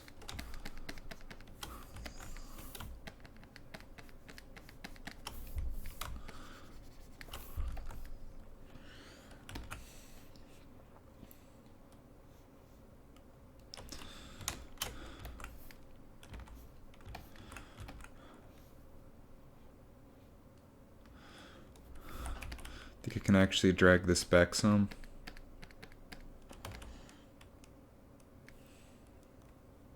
And add a little bit of detail here around the eye. There's not really much of an eyelid on Magikarp or on this fish, but just adding a little bit of definition can't hurt.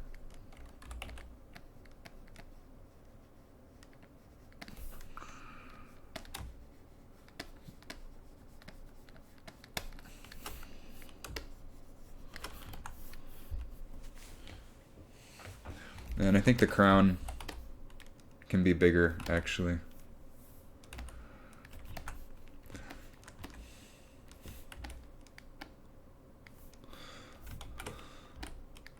So we're actually just going to straight up drag this out more.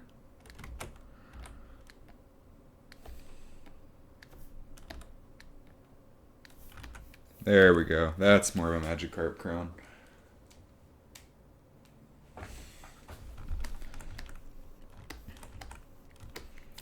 Alright, then what we're going to do, in the actual fish, there's like a line that sort of comes down like this around the fin.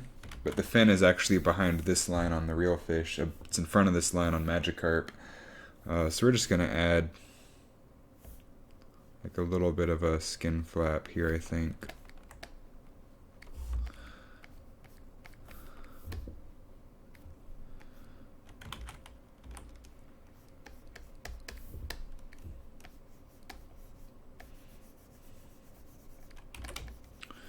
Smooth that out some.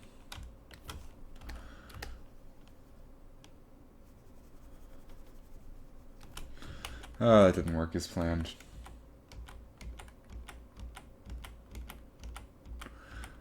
I'm just going to draw a line with the damn standard brush.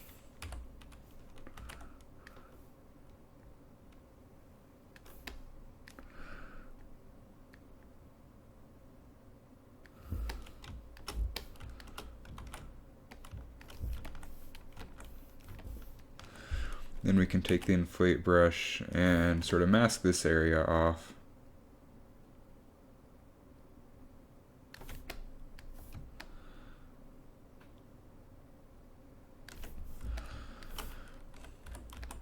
And inflate this area right. Also mask off on the other side of the crease.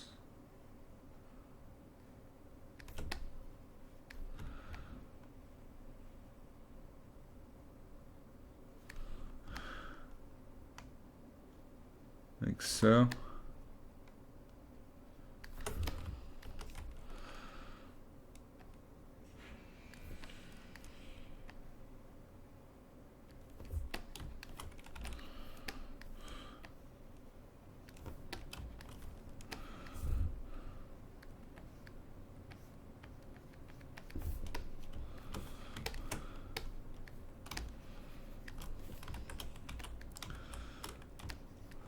I can sort of smooth this out at a lower subdivision level and it'll smooth out a lot easier.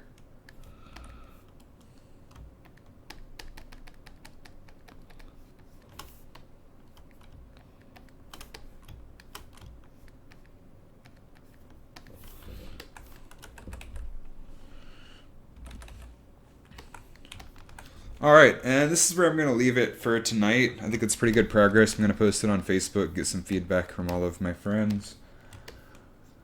Hope you all enjoyed the live stream. I'll continue this probably tomorrow if I get home and I'm not exhausted. But I will catch you all later.